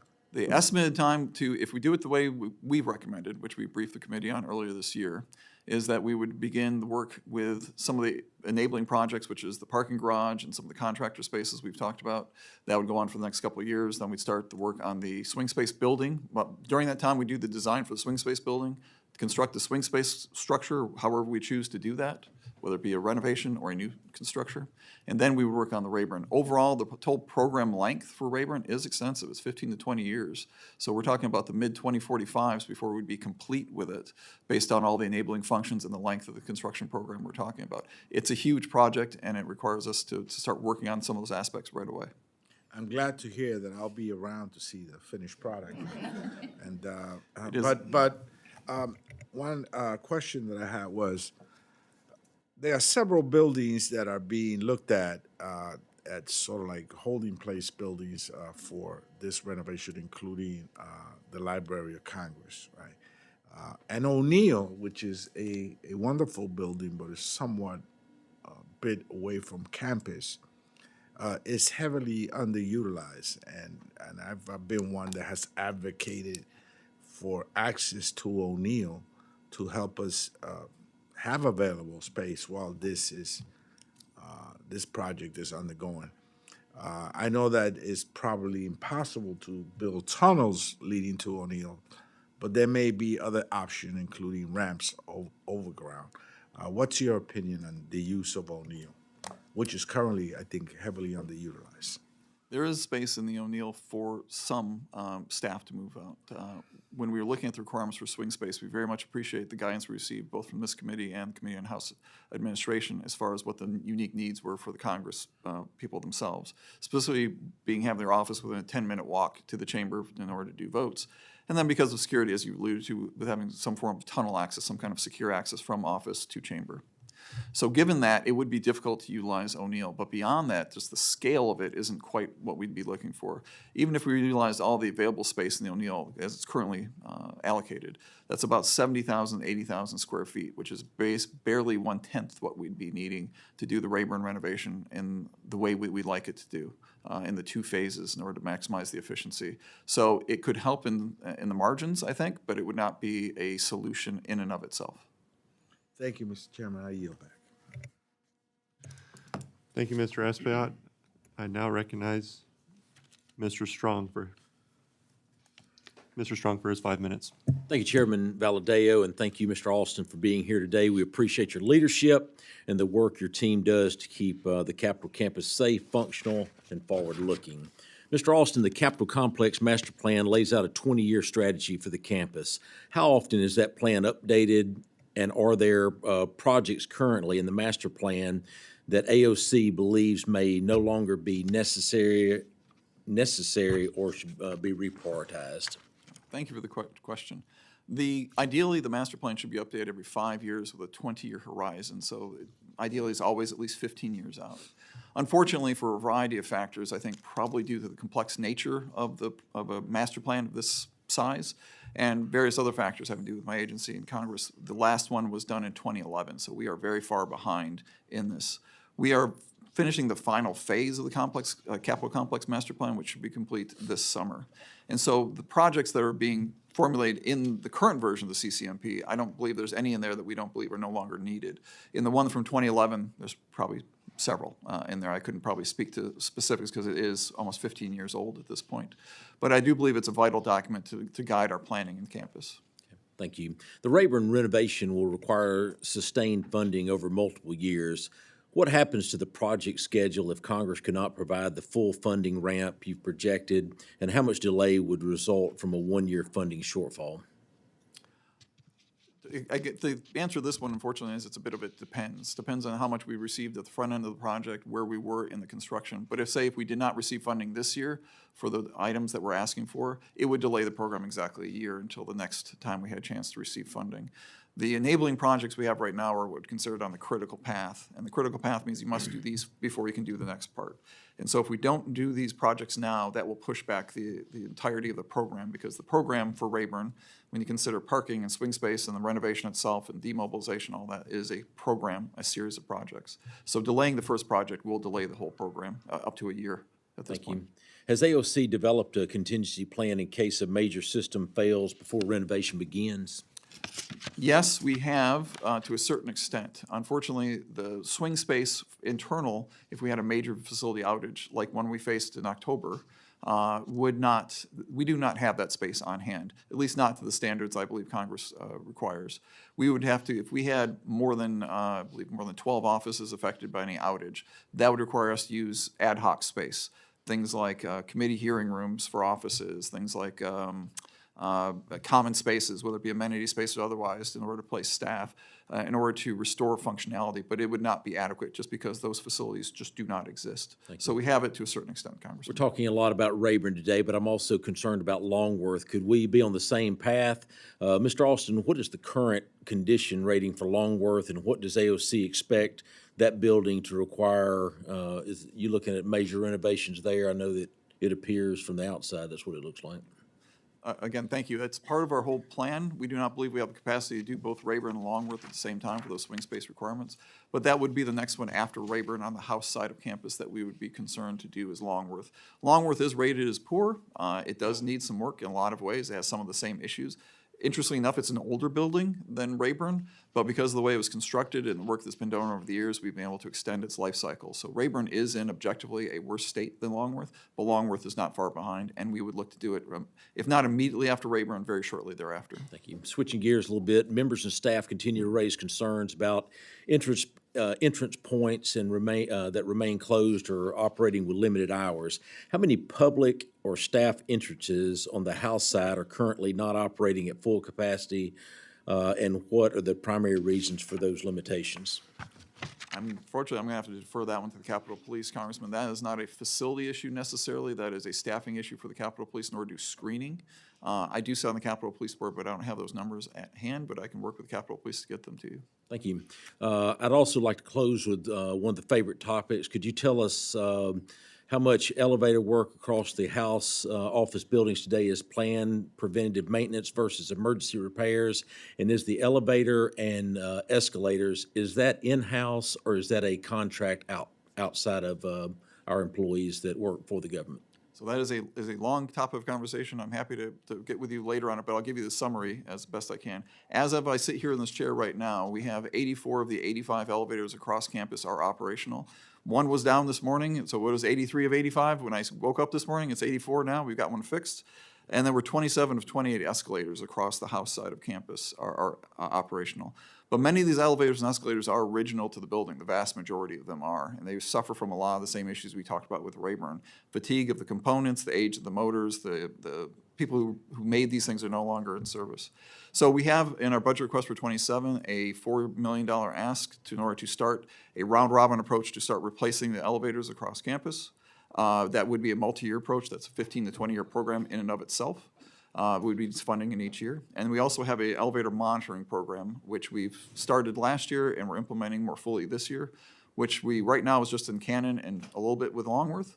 But we're looking to implement that across the entire campus so we have more real-time response for elevator outages and also the ability to monitor them more closely. Thank you, Mr. Austin. Mr. Chairman, I yield back. Thank you, Mr. Strong. I now recognize the full committee's ranking member, Ms. DeLauro, for 5 minutes. Thank you very, very much, Mr. Austin. Just a couple of things. Expand on what will happen if we cannot work in this building?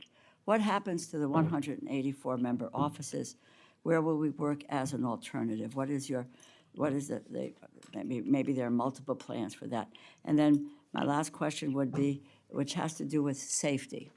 And that's a priority, I think, for all of us. So with regard to the method you plan to invest in improving pedestrian screening.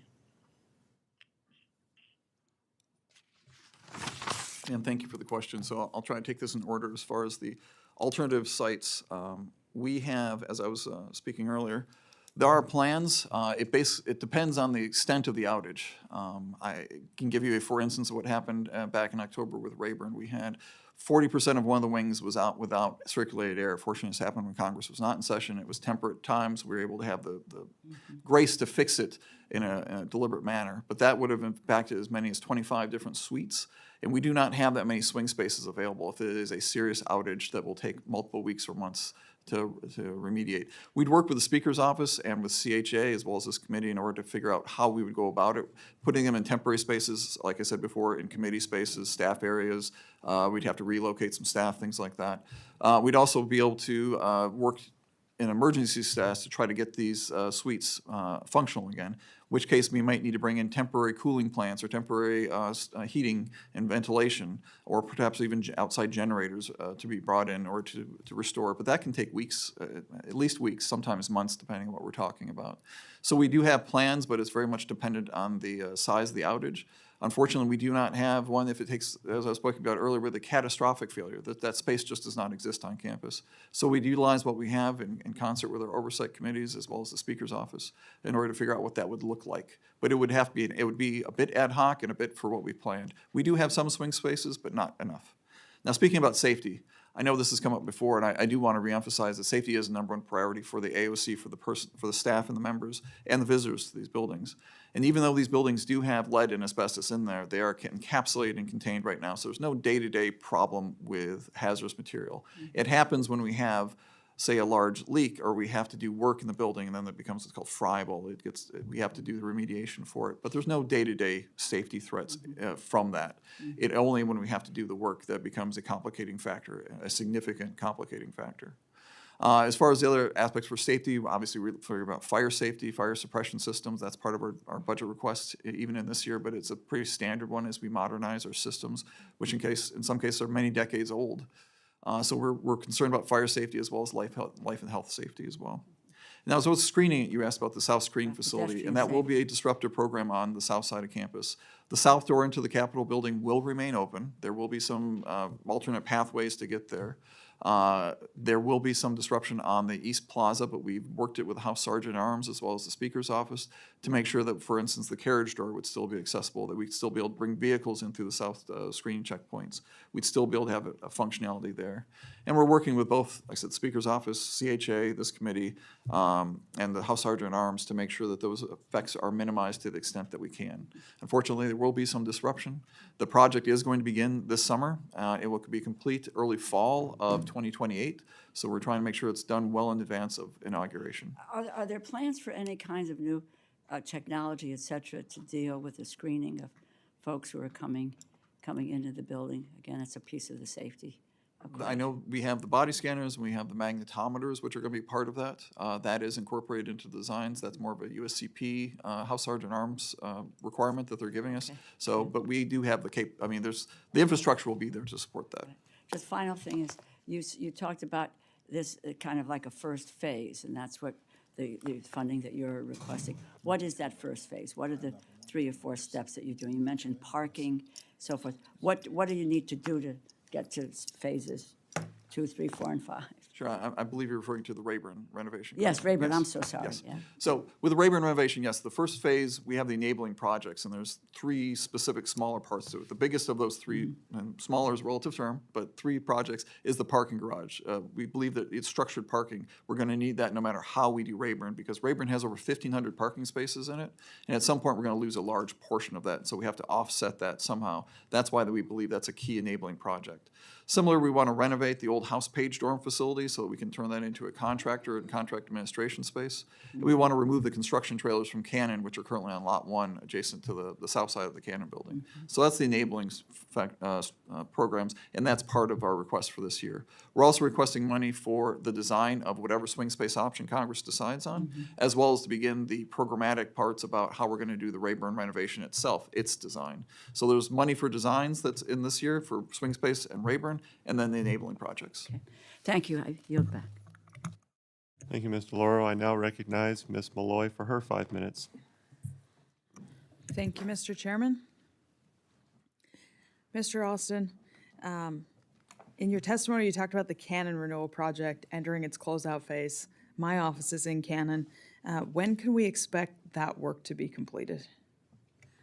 So all of the interior work in Cannon, with very few exceptions, is complete. Now, we're closing out the courtyard, and that's an amazing project, because if you look at the before and after, it was just basically a big area where we had a bunch of air handler units and very industrial looking. Now it's going to be an open park for our staff and our visitors. So I'm really excited to have that one open up, especially as the weather gets warmer and everything turns green. It's really going to be amazing My office to see window looks out at there. that. I've watched every phase of it, and it does look much better now. It does. It's an amazing project. We have a few ancillary projects that are we're finishing closing out with our contractor.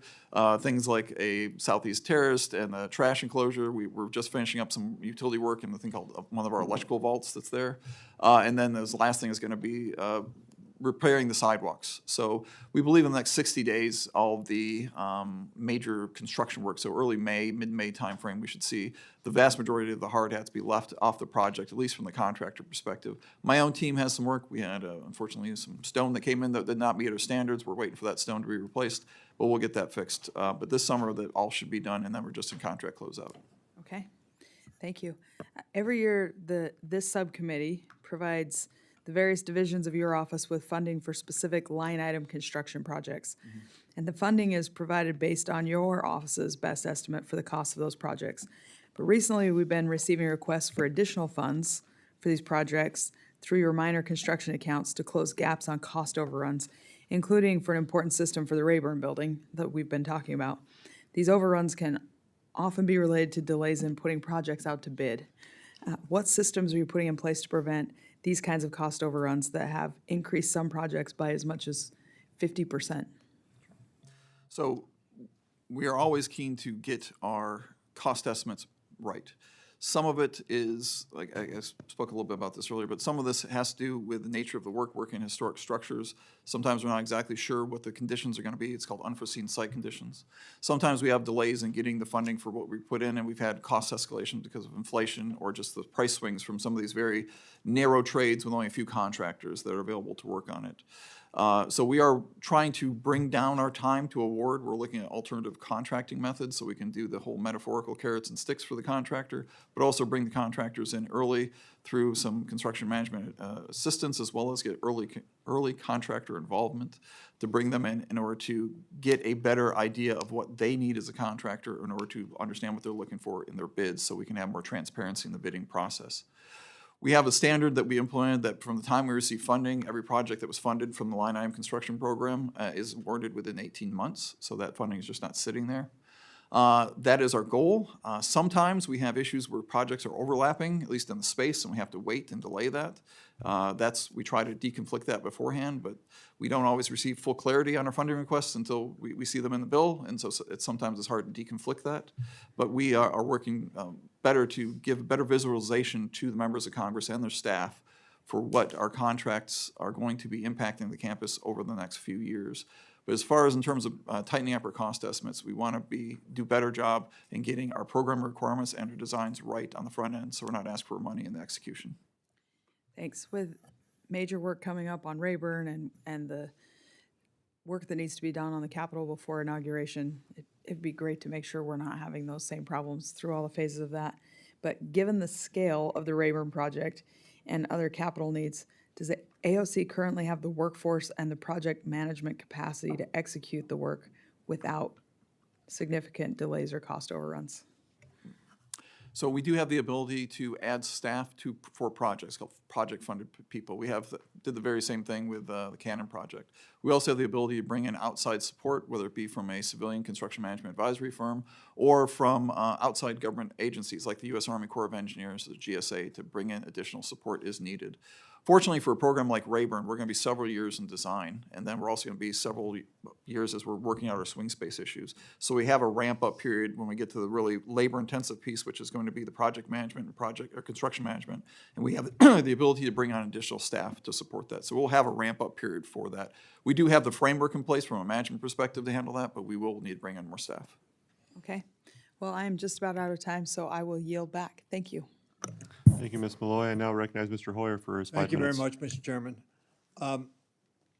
What decisions will we be making in this budget which will impact the schedule on Rayburn? So we have 5 specific funding requests related to Rayburn in this. The first and the biggest one, of course, is the parking garage, which we believe is important for the project. And How much is that? that's $205 million. And we're asking for all of the money up front in order to shorten the time from, because we believe it's a fairly straightforward design. We don't believe we need to be a long time in design. We want to get that into construction as soon as possible, but we need the money up front for that. So that's $205 million we're asking in order to not only do the design, but also do the construction of the parking garage. Additionally, we have 2 design requests in the budget, which is, again, the design for the Rayburn renovation itself, the building itself, how we want to go about that, and then whatever option Congress decides on for swing space, the money to support that design, reconfigure, design the reconfiguration of spaces, or potentially a new building, or reconfiguring an existing building. How much is that? It's $25 and $22 million respectively. And then on top of that, we also have another $1 million that we're requesting for the design for the renovation of the House Page dorm facility, to turn that into a usable facility. That's been about 10 years. It's been mothballed ever since that program was shut down. But we believe we can utilize that asset to move the contractor activities a little bit further off campus and give them a dedicated space to do that work. And then there's additional money for the movement of the trailers in Lot 1. Let me make one last observation. The water pressure in Longworth, I've been in Longworth my entire career. The water pressure in the last, I think, maybe a couple of months, maybe 3 months longer, is very, very low, which impacts on any interior fire suppression ability we have, as opposed to extrinsic fire departments.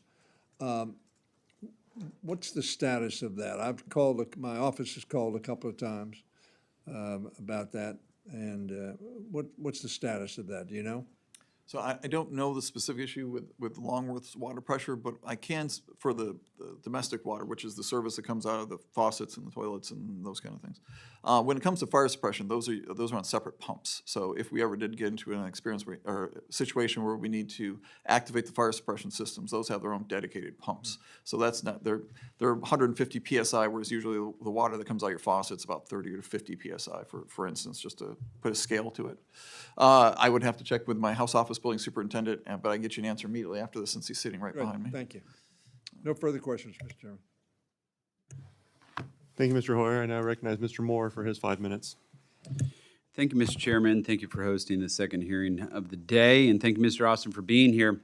Last year, I had the chance to ask you about how we can make the Capitol campus more family-friendly, and I had inquired about the status of the Capitol's lactation rooms and asked what additional resources your office would need to expand access to these spaces for nursing mothers. You told me your team was awaiting the results of a study looking into the need for lactation rooms across the campus and considering potential modifications to the 17 lactation suites that are already available. Today, I would like to follow up on that line of questioning and discuss what efforts we can make to ensure families are welcome here in the Capitol, both as visitors as well as members and staff. So your team's study found that the Capitol campus has 16 fewer lactation stations than required. It is also concluded that 25 of the current 61 lactation spaces do not meet your standards for quality. Can you please speak a little more to the results of your study and what efforts your team is making to expand access to lactation rooms and improve the quality of existing rooms? Sure. Thank you for the question, Congressman. We did receive $1 million in funding in FY '24, both to do studies and initial designs. During that time, we did do the study, and I appreciate that you gave you have exactly the correct numbers on here. So there are 5 total suites on the house side of campus, plus additional 2 in the Capitol building. Of those 61 stations across campus that you spoke about, there's 37 that are specifically on the south side of campus. We have done some renovations, and we have written a new AOC standard for lactation suites to make sure that we're bringing those up to compliance utilizing the ADA. I'm privileged to sit on the accessibility board here on the Capitol campus, and I certainly work with the Office of Congressional Accessibility Services to make sure that they have what they need in those suites. We have 2 in the Capitol building. Let's see, ST71 and HC3 are the specific room numbers that are going to be undergoing renovations this summer in order to make them more usable and more user-friendly. We also are looking to do a design for a universal changing station in the Capitol Visitor Center that will be utilized both for adults and for children as far as changing, and that's also going to be happening this summer. All right, and then finally, just one last question. I can imagine that you're expecting increased foot traffic, obviously, in the Capitol this year, especially this summer for America 250. I expect many of those visitors will be families. Is your team doing anything in particular to accommodate the influx of families, and is there any way that our committee can support you in that effort? Well, I'm certainly excited about America's 250th and the 250th celebrations we're having here. Had a lot of discussions with my team about how to make a very special event for families and any visitors that come to our Capitol campus. Capitol Visitor Center is going to be doing some decorations. We're getting the designs for that. We just got the approval for the time capsule. Looking forward to that event. But as far as making it more welcoming, we have special programs in the Capitol Visitor Center that are specifically targeted for families. Things like scavenger hunts, and as well as a new program in the Capitol Visitor Center talking about the semi-quincentennial and then the different celebrations they've had over the year. And I invite everyone to come down to Exhibition Hall and to view that. As far as the accessibility issues with it, we are bringing additional staff over the summer specifically for this event. We do that every summer, but we're bringing in more this summer for the 250th in anticipation of larger crowds. And our Capitol Visitor Guides and Visitor Assistants are always available to assist families to moving around campus. All right, very much appreciate that. And lastly, as you mentioned, potentially using the Library or Congress as a transition space. You can sign me up for that. You can put me over there. Jefferson Building, please. With that, I yield back, Mr. Chairman. Thank you, Mr. Moore. I now recognize Mr. Lalota for his 5 minutes. Thank you, Mr. Chairman. Mr. Austin, how you doing? I'm doing well, Congressman. Thank you. Good. We met a few weeks ago and we talked about the Rayburn renovations, and I think you recall that I provided some skepticism about the conclusions that you came to with respect to the options you presented. Are you still requesting in FY27 to further develop the Rayburn renovation designs, the required swing spaces, and the related parking needs? I am. And before you narrowed your proposals down to the 2 major relocation concepts, neither of which is near ideal because each of them cost almost as much as a nuclear-powered aircraft carrier, did you consider any other options, such as renovating Rayburn in phases like you're doing in Cannon? And who exactly, outside of the AOC's office, did you consult in that process? So over the years, we've studied many swing space concepts over the years. We've had 2 different outside studies that took place. We had one that was called a Blue Ribbon Panel. That report came in February of 2020. And then we had a dedicated third-party assessment and development of options that came in last year. Who did the study, sir? Say again? Who did the study? Quinn Evans, I think. I probably get to the exact names of the A&E firms. I hesitate to give out specific contractor names, but I could certainly give it immediately afterwards. If you could follow up with that, appreciate Sure. it. Did you have any in-depth consultations with the House Sergeant at Arms, the CAO, or members themselves? We've been talking with members for about 18 months and on and off with the committees, especially the first briefing about swing space and the need for Rayburn was about 18 months ago, but I think September of 2024 we had this. With which members did you speak, sir? With CHA, and we also had representation from the chair and the ranking member from the Appropriations Subcommittee. But not the members themselves? Do not believe we had you. And who from the CAO did you specifically speak in depth with? That was we've had it with the staff, but mostly this has been Oh, you staff think about that, conversation. who from the Catherine sergeant at Spender, arms I've did you had specifically speak with, sir? I'm sorry, say again? Who from the sergeant at arms office did you specifically, if any? Because I'm hearing that you may not have had the in-depth conversations, that maybe this $9 billion proposal that you're presenting us, that maybe you didn't have the in-depth conversations with folks who are key to this. So we've So had the s- question is, who from the sergeant at arms office did you have in-depth conversations with about your $9 billion proposal? So we've had conversations at the staff level with House Sergeant Arms, U.S. Capitol Police, House CAO. I've had, in general, conversations with the leaders of both organizations. Back when You this get my committee was- frustration? I You're asking for a understand. lot of money on something that's not traditional. We've seen in this in this campus, these projects happen by phases. You're proposing to build totally new buildings that we don't know what we're gonna do with 20 years afterwards. We don't necessarily want to expand. We don't know there's gonna be more than 435 members. You're asking for $9 billion in a new thing, and we feel like you haven't talked as much to all the right people in particular. So my question is, how can we possibly consider your $9 billion proposal when you haven't had in-depth conversations with key stakeholders? So we have had conversations with main stakeholders to get us to this point, including the Blue Ribbon Study in 2020, the one we had in 2025, looked at 16 different options across a variety of circumstances. You're explaining internally what you did with an outside group that did a study. I've asked you about the Sergeant at Arms Office, the CAO, and members. And I didn't really hear much specifics about conversations you had with key stakeholders there. I heard a little bit about staff coordination that seemed loose in the last 18 months, but you're asking for a $9 billion project. And when I asked you questions about with whom did you specifically speak, I didn't hear much specificity. If you'd like to correct the record, I'll give the floor back to you.